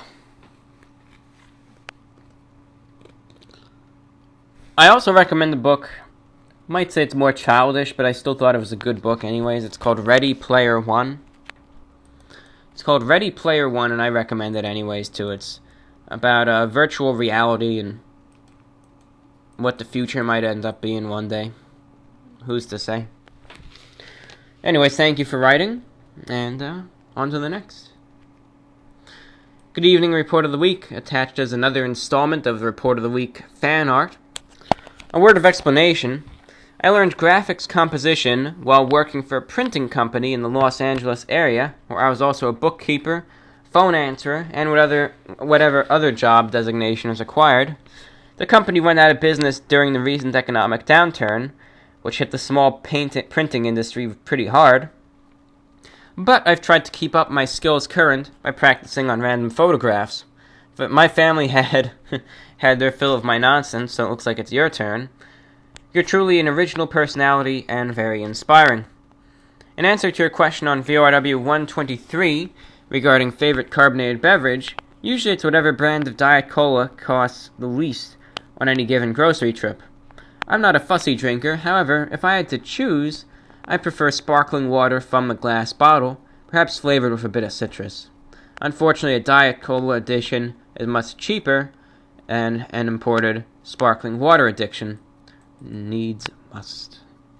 Now my question for you, were you able to always talk so easily on any subject? Did it begin at an early age? Were you considered a talker at home and at school?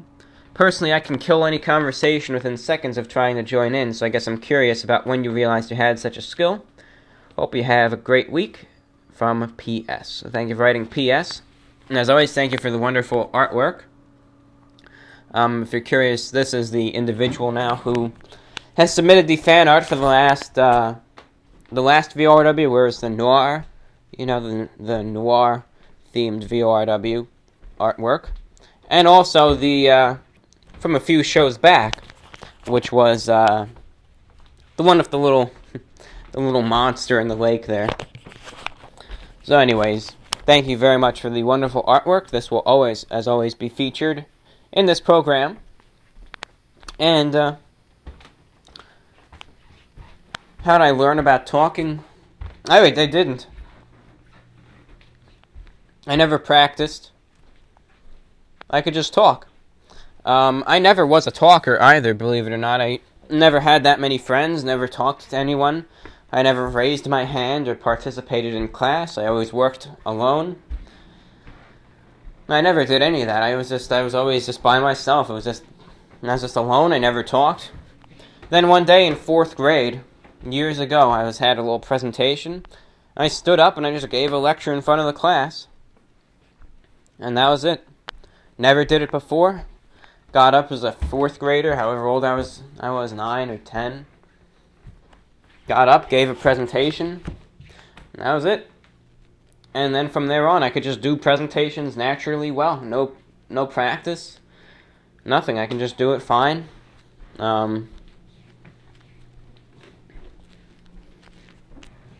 Took any presentations, did fine. Then I started doing the channel. That was able to help out with that a bit. Took a professional speech class. Excelled in it. And I don't know, I just babble. I can just babble on. I can just lecture and talk. And that's just what I do. That's just how it is. So it's just an enigma in itself. It really is. As always, thank you, and I hope you have a great week as well. And thank you for the wonderful drawings, by the way. They're very nice. I like them a lot. Dear John, it's been a while, and sorry for my absence in letters. I hope you can forgive me. You've been forgiven. In response to this week's question, it was fairly hard for me to think of an answer. I hadn't consumed a carbonated beverage in what must be over 2 years at this point. I never buy Coke or Sprite when eating out anymore. I simply ask for bottled water instead. I'd have to say that sparkling water would be my favorite carbonated beverage, if you take this as an answer. Yes, I do, and you're not the only one to say that. Sparkling water. It sounds refreshing, though. I've had it a few times. It's not that bad. I turned 20 this weekend, and after listening to VORW 123, how you were speaking about lectures on time again, I began to think about where I am in life. More importantly, I was thinking about whether I am at the point in my life where 12-year-old me would have wanted to be at my age. And I'm fairly happy with where I am in life, and would say this is where 12-year-old me would have wanted to be too. So my question for you this week is, are you at the point in your life where you thought you would be when you were 12? Regards from Liam. Well, thank you for writing, Liam. Liam wrote in.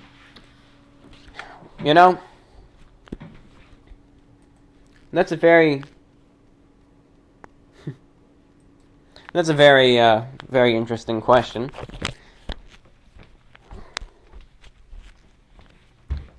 I think I'm far beyond where the 12-year-old me would have expected. I mean, believe me, I'm not where I am in life, where the 12-year-old me thought I would be. When I was 12, I thought I was going to be an office drone. That's what I want. That's what I thought I was going to be. I thought I was just going to be a paper pusher. And that's just what I was going to be in life, just a paper pusher, and that was it. I'm not what I thought I was going to be when I was 12, but I think if I showed what I am now to my 12-year-old self, I think you would be maybe impressed to say, wow, you can just sit around and, and do these reviews of food and energy drinks and go to stores and get paid for it. It's like being on summer vacation all the time. So I think he'd be maybe impressed by it a little bit. But then I have to tell him also, it's, you got to put up with a lot of trolls and haters too, and I don't know how apt to criticism you'd be at that 12-year-old age, and what you'd think about that. Plus, you got your own slew of problems up there, and what have you. But if you can put all that aside, maybe you'll like it, or maybe you won't. I'll see. I'd have to see on how set I was back when I was 12, how set I was on fate. Because, of course, when you're 12, you don't It's all different. The biggest problems are, that test coming up next week, which literally means absolutely nothing in the world. It means absolutely nothing. You could fail every single test. It doesn't mean anything. It's all useless. Okay. On to the... Let's see what we got here.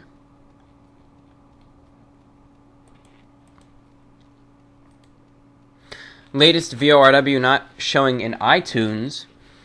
Hey there, Review Bro. Just wanted to let you know that iTunes is not showing your most recent VORW. I like to listen on my iPod rather than sitting on my computer, but when I refresh iTunes, episode 122 is still the most recent. Take it easy from Paul. Well, thank you for writing, Paul. I couldn't tell you why. I don't manage the whole iTunes thing, nor do I know who does. It must be a third party that's out of the kindness of their heart managing it. So, I know it seems like I'm the person to write to here about this, but I don't know. I wish I knew how to help, but I don't know how I could. I'm technologically inept in a lot of things, especially iTunes. I don't know how to manage that. So I apologize, but I imagine it'll get sorted out in the near future. Thank you for writing nonetheless. Ladies and gentlemen, I'm going to be taking a very brief break. I'm quite hungry. So I'm going to get myself a bagel, heat it up, eat it, and settle out the tape here. And then after that, begin recording again, and we'll wrap up the fan mail. Thank you for listening, ladies and gentlemen. This is VORW, the voice of the Report of the Week. We'll be back momentarily. And we are back. This is VORW, the voice of the Report of the Week, and we'll continue our readings now. Dear John, I hope you're well. I've started supporting you on Patreon. Woo, woo, to say that in the most unenthusiastic way. I'm afraid money is tight at the moment, so it's only $1, but I should be able to donate more in a few months' time. Hopefully you can return to Shortwave again someday. Yeah, one day, find a cheap station and get back to the airwaves. A question: if you could return to one period of history for a day, which would you return to, and why? That's a good question. I'd probably, if I could return to one for a day, I'd probably try returning maybe to either the 1910s or the early 1920s. Because I think it'd just be interesting to be able to still wear those Victorian-era fashions while still having some of the beginnings of modern technology and seeing the clash of clothing that you have modern suits starting to come in while there's still people wearing those Victorian outfits. I mean, of course, if I went back to the early 20s or the 1910s, I'd be wearing a wing collar and necktie or an imperial collar and tie with a frock coat and hat and everything. I mean, I'd go full, Victorian outfit. But that's probably what I'd be interested in doing. I think that'd be fun to go back if it's just for a day, You're not stuck living there. Also, a bonus ridiculous question round. If someone told you you could not listen to Shortwave for a whole month unless you did a review in the attached atrocity, and here's a picture for everyone else. You can see that that god-awful blue suit there. I mean, that is one of the worst I've ever seen right there. I mean, yeah, the guy has some good aesthetics. But, I mean, that is one of the worst I have ever seen in my life right there. I mean, he literally... that is an atrocity. That hits every single thing that I don't like about suits right there, embodied into that one picture. I mean, he's wearing those silly shoes, no socks, pants that literally are women's leggings, they look like. His vest is too short. His jacket's too short. His jacket's too tight. The lapels are too thin. I mean, it goes on and on. He's not wearing a tie. The shirt's too tight. The vest is cut oddly. I mean, also the cut of the vest is a problem. Everything is wrong with that suit. Every single thing. Everything. There is not one good thing about that suit at all. I mean, not one thing. If he's not wearing a tie, he should have the top button unbuttoned. It just goes on and on. But anyways, there's your picture. That thing's awful. But anyways, I couldn't listen to Shortwave for a month unless I did a review in that suit. Provided for free, would I do it? I wouldn't. And it'd be horrible. I mean, that's a lose-lose right there. I can't enjoy Shortwave for a month. But at the same time, I mean, I wouldn't be able to wear that. Oh, gosh. No, I would not wear that. I mean, even if on Shortwave, even if the Voice of America, the BBC, China Radio International went off the air, or if Radio Kuwait came back on the air for just 2 weeks and I missed it, I don't know, I just couldn't get myself to wear that thing. I couldn't. I just hope that maybe someone would make a few good recordings of Shortwave in the meantime, but oh god, I couldn't wear that thing. I couldn't. Even if it was for free, I couldn't wear that. That is the worst suit I've ever seen in my life. That guaranteed, that's the worst one I've ever seen. That is, right there. Oh, and as a suggestion, do you think you would ever take pre-recorded questions by fans and put them on your show? Perhaps that'd suit a radio VORW more, but it might be an interesting change-up. Thanks from Paige. Well, thank you for writing, Paige, a regular writer to the program.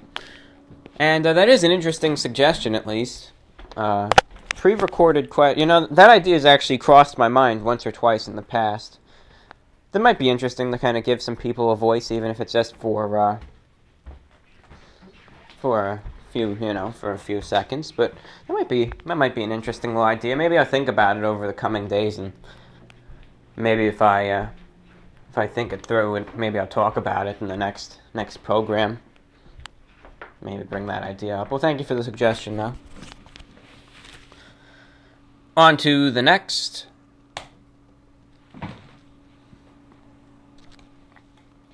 Okay. Hello. Thank you very much for doing the reading I requested last show. It was really excellently done, not even joking. I think you'd be a great professional voice reader, as in Stephen Fry tier. I wish I could commission you to do full readings of novels. Anyways, I finished my own short story. If you'd like to read it on the show, that'd be pretty cool. It's a couple of pages. If you want to divide it in half and do the other half in the next show, that's okay. It is based on the concept of the film Being John Malkovich, as well as your short story about being another person. I guess it could be considered Report of the Week fan fiction, perhaps the first of its kind. It was fun to write, and I hope you enjoyed, or at least get a laugh out of it. Sure, let's do a time check right now. Right now, as I record this program, let's get the two other parts that I've recorded so far up here. I'm just doing a time check right now. The show's length in time right now is 1 hour and 45 minutes. We've been recording for 6 minutes, which isn't that long. So let's see, 1 hour and 45 minutes. I still got to record a brief intro. That'll be about probably 5 minutes. Can't have much to talk about in the intro. So about 5 minutes killed there. Talk about Shortwave a little bit. Talk about the review of the latest videos. That's another 10 minutes right there. So 15 minutes. That's 2 hours. This will be... That means we got a whole hour to spare. Yeah, we'll be fine. We'll be fine. Don't you worry about it. We'll read the whole thing now. No problem. You got to see some of how I plan out the shows, just spur of the moment like this. You got to hear me think aloud. So yeah, I'll read your story. Doesn't bother me any. Being John, Part 1. The Magic Blue Crystal Glass Drinking Cup. I acquired the magic blue crystal glass drinking cup in early June, on an otherwise not particularly interesting or eventful day. The powers contained within the cup would soon turn out to be very interesting and very eventful. How I acquired this cup was quite simple. I saw it at a thrift store and decided to buy it. I don't really know what made me want to buy it. Perhaps I was drawn to it by some magical force, which would be reasonable to say since it did turn out to be a magical cup. I experienced the magical properties of the glass for the first time when I drank water from it with 2 ice cubes in the cup. Part 2. Who am I? Who am I?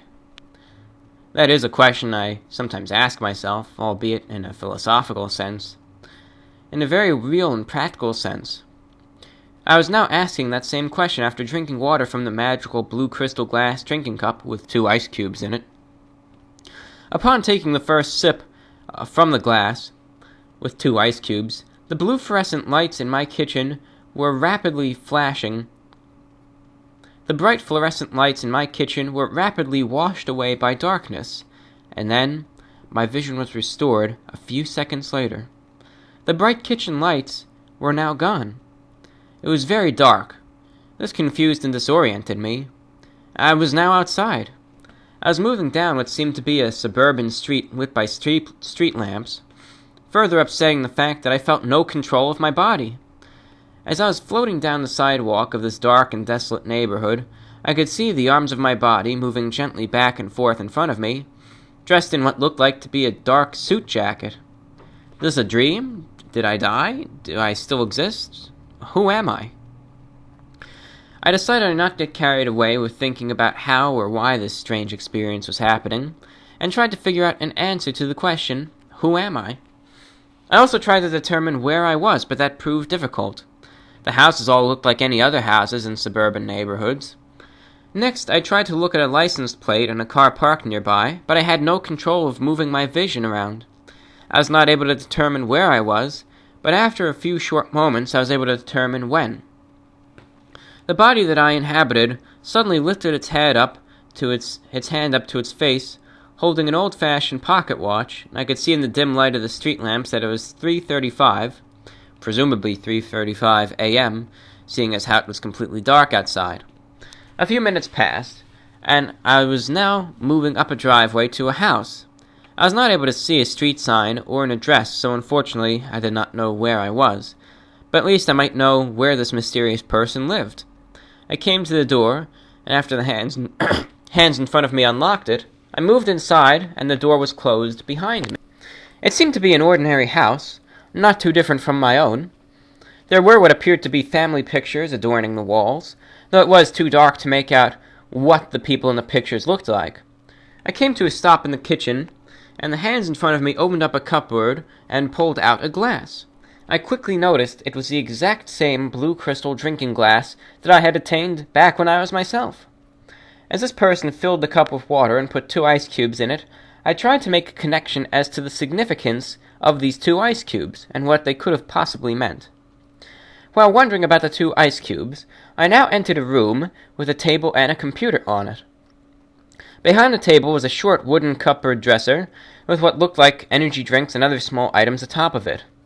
My body sat down and I could see my arms reaching for what looked to be some kind of portable radio receiver. I saw my hands press a few buttons, and then I could hear sound coming from the device. Heard a foreign language being spoken. Then I heard fuzzy static sound and what sounded like classical music. More fuzzy static sound, then some old man babbling incoherently about the end of times and how people should repent. That's pretty much shortwave for you. I was confused about what I was listening to, but I was pleased I could hear everything that the body I was inhabiting could hear. I saw the arm of my body moving towards the mouse on the computer on the table, and I realized I might now discover more about this mysterious person whose body I was in. As the arm in front of me clicked the mouse and turned on the computer screen, darkness passed over me, and all of a sudden, I was back as my old self, in my kitchen. I blinked several times. The light of my kitchen was bright and unpleasant compared to the comfortable low lighting of the room I had just been in. I wanted to go back. I was curious about the person that I was. I noticed I was still holding my blue glass. It was now empty, even though I had only taken 1 drink before becoming the other person. I quickly filled the cup up with water from the sink and drank greedily from it. Nothing happened. Disappointed, I thought for a second that I had the good sense to put 2 ice cubes in the glass of water, like I had before, and how the person I had was inside had done that too.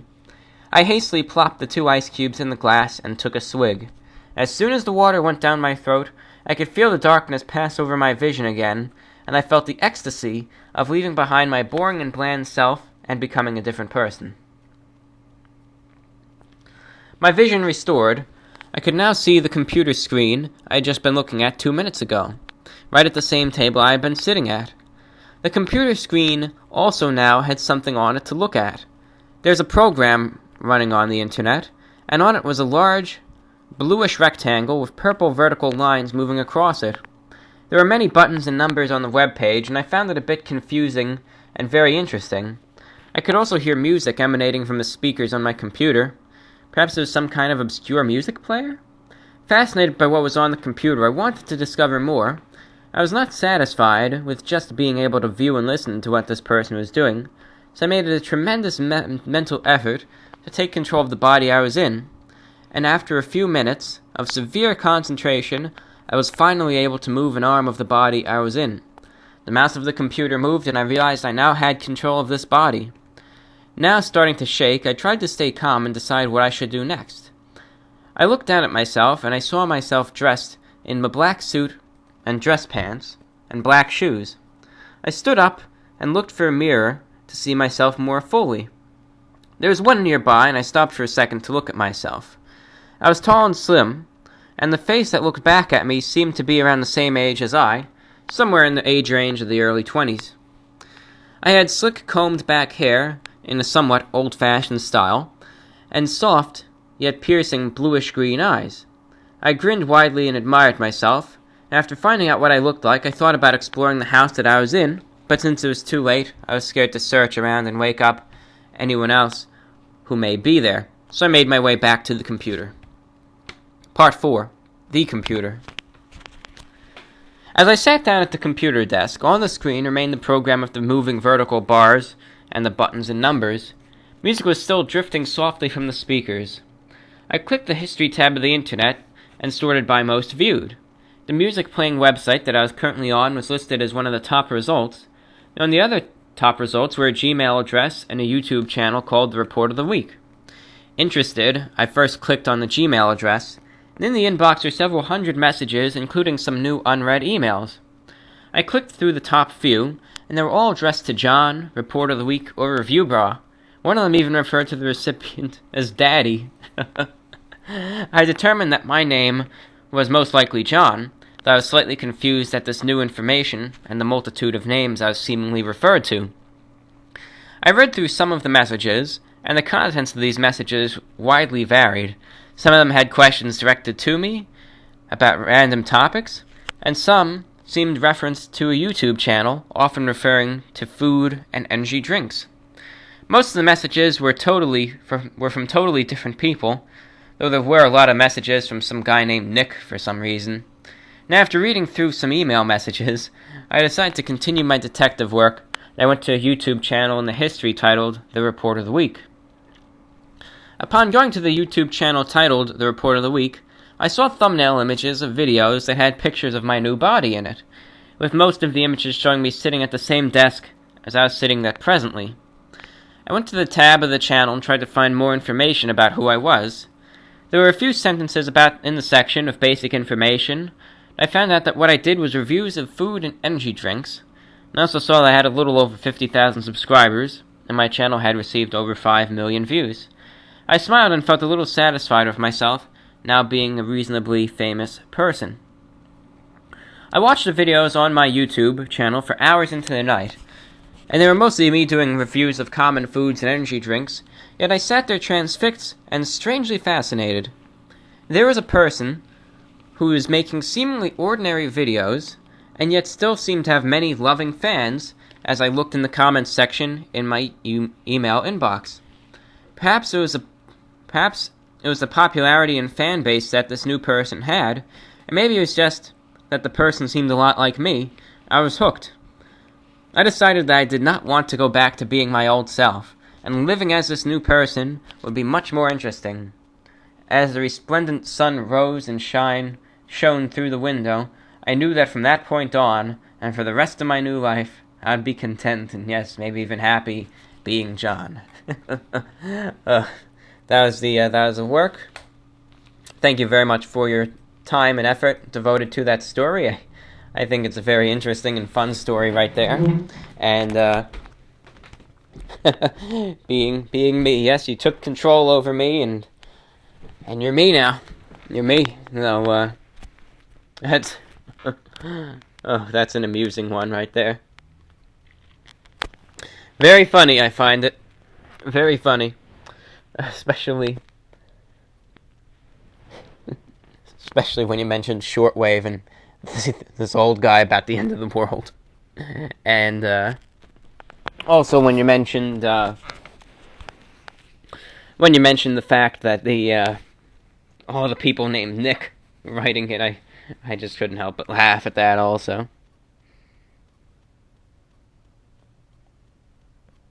Alright.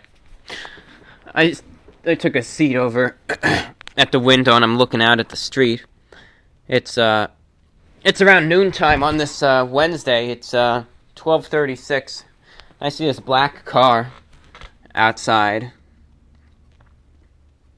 And they stopped. Now they're going. Now they stopped again. Maybe they're lost.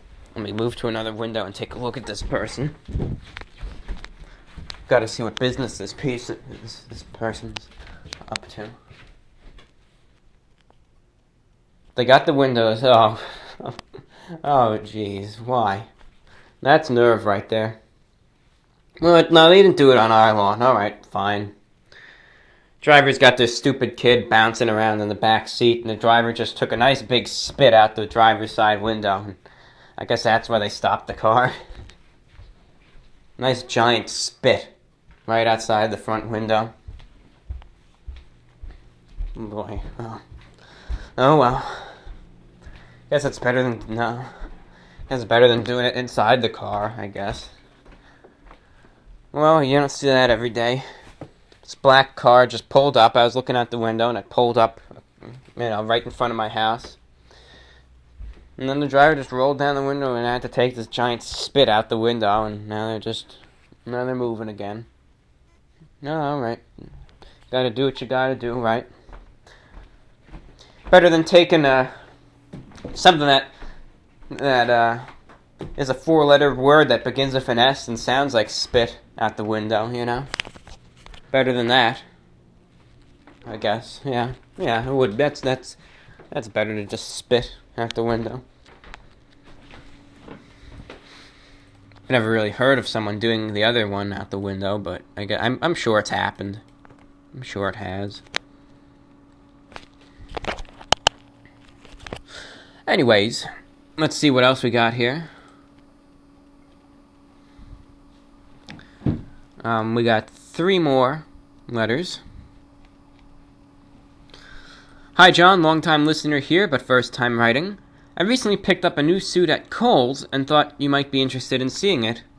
I don't know if you have Kohl's near you, but it's a great store with great deals. The jacket I'm wearing was $22.50, the shirt was $9, and the pants are $24. I apologize for wearing the baseball cap. My hair is quite a mess and I was too lazy to fix it. As for the question in VORW 123, my favorite carbonated beverage has to be Fanta. I'm not much of a soda drinker, but I almost always drink water, but on the rare occasion of drinking a soda, I always go with Fanta. Sorry for the long message. Keep up the good work. Your friend, Nathan. Well, thank you for writing, Nathan. And, that's a nice little outfit there. I'm not going to post the picture just for your, sake of anonymity. Unless you want me to, then I'll just mention it in the next program briefly.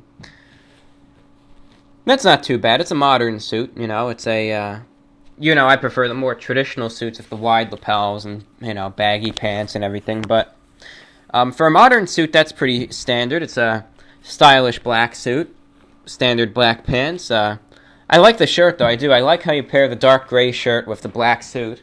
I think that could always be a very nice combination. And I think it's nice to have the subdued colors, and then with a and then have a have a nice either a dark tie or even a light colored tie that goes well with it also. I think that's a very nice outfit that you got going there. And thank you for showing it. I like it. And always nice to see a new suit being worn there. Anyways, let's check out what we got going here. Dear Review Bra, I very much enjoy listening to VORW show, and I hope you carry on for a long time. It is relaxing and comforting to listen to your musings on a weekly basis. I share an affinity with your way of life. I know that it must bring you great joy. You have kept me company in difficult times. In particular, I enjoy your short stories and look forward to the next one. You have a very nice way of narrating them, too. A couple of years ago, I visited Berlin and wrote a short piece about that experience, and perhaps you'd be kind enough to read it out on your next program. I will copy it underneath this message. Apologies if it's long, approximately 800 words. Keep doing what you're doing. I have great respect for you. Jamie Glasslow from Kent, UK. Thank you for writing, Jamie. And sure, let's read it. Let's take another sip and let's get to reading.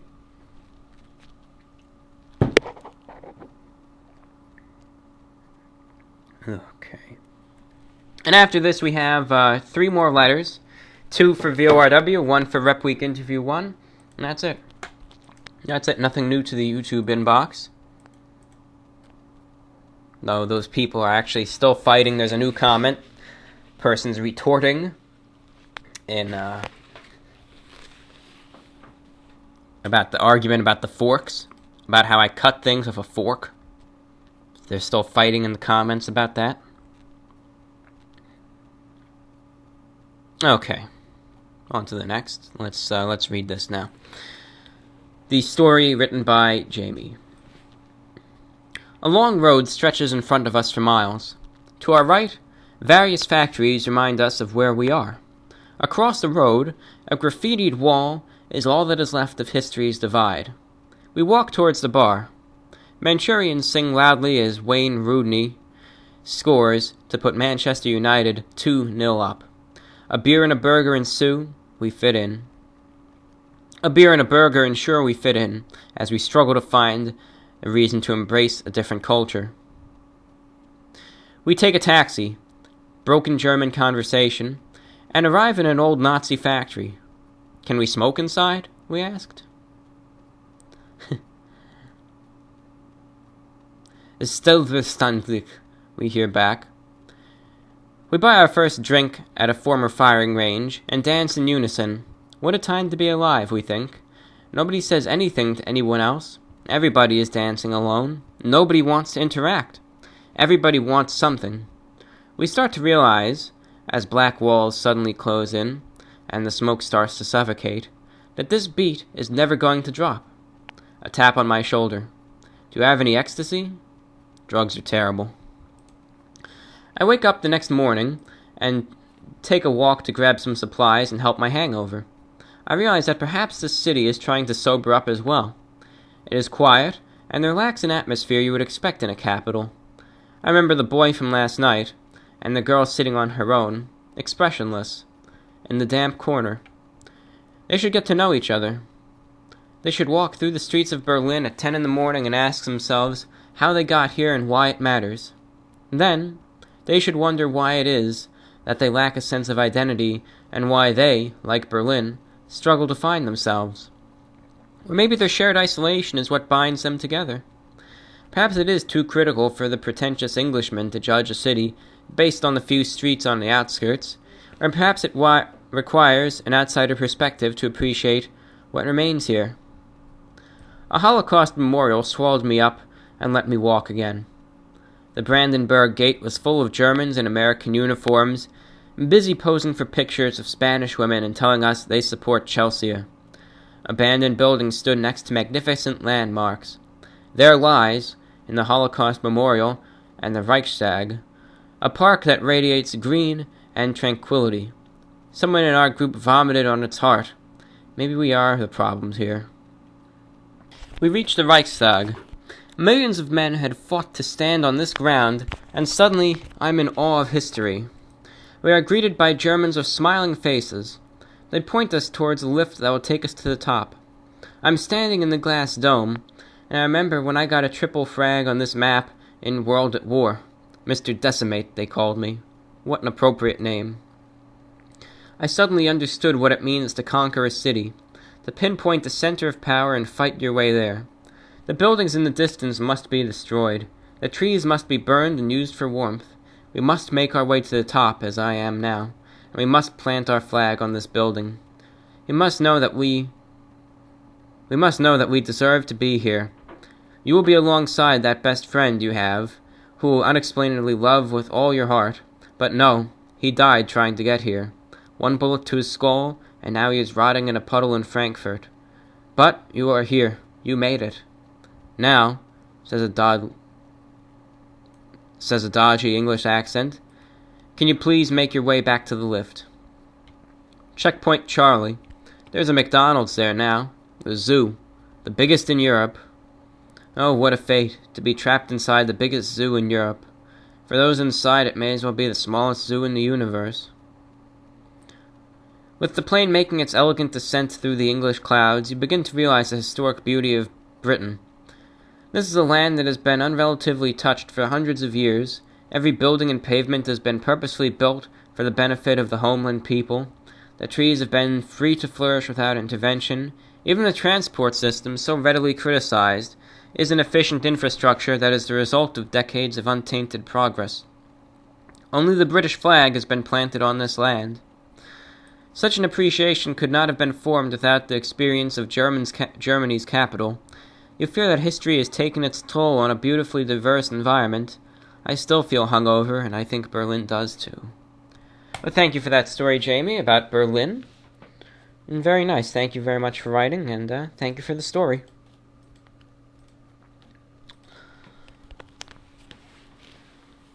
Now to vorwinfo@gmail.com. And last but not least, ladies and gentlemen, in the VORW inbox.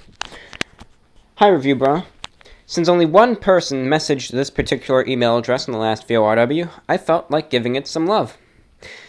It's taken me a while to get around to messaging you. I'm quite a new VORW listener, but over these past few weeks I've been revising for my exams and steadily making my way through the VORW backlog to have on in the background. I find your voice so lovely and soothing to work to, and during an exam last week I even imagined your voice in my head to keep me focused and relaxed, and it really worked, so if I pass my exams, I'll have you to thank. As for your question, my favorite carbonated drink would have to be dandelion and burdock. I'm not a huge fan of carbonated drinks, but dandelion and burdock reminds me of summertime when I was a kid and my dad would buy it as a treat. I'm not sure if you have it in the US, it's an unusual but classic British drink. Apparently it was originally brewed as mead in the Middle Ages, which to me makes it all the more cool. I'd just like to say I really enjoy your content, and especially I'm a fan of your writing. I hope to be an author of some sorts one day. I am always inspired by the level of detail and your ability to immediately set a tone, something I struggle to pull off in my own writing. Do you have any more of your works to read for us? I think in the next VORW, not this one, but in the next one, I am going to read at least a majority of my story, Death Row, because I did complete that. It is a completed work now. Maybe there'll be a few last revisions, but I think it is relatively completed and concluded. So then once I finish that, and once it's all done, probably back to Regression of Life I go, or maybe if I'm in that kind of mood, I want to work on Regression of Life, I will. Otherwise, I'll start working on The Walk a bit and start on that. But otherwise, it'll be Death Row. I'll read, as I said, the majority of that in the next one. That should be probably a good 30-minute read. And then that's what we got. Also, thank you for being yourself. I think your VORW community especially show how people will always be drawn to and inspired by people who are uniquely themselves. The ones who leave hate in the comments don't know you, don't understand your content, whereas your true listeners and watchers truly appreciate your content. I think in this way, despite what you think, it really is better to be yourself, and you are a testament to that, even if you may not realize it. Sorry for the long message. Have a good week from Beth. Well, thank you for writing, Beth. and good luck on the exams. And ladies and gentlemen, that concludes this mailbag program on VORW, the voice of the Report of the Week.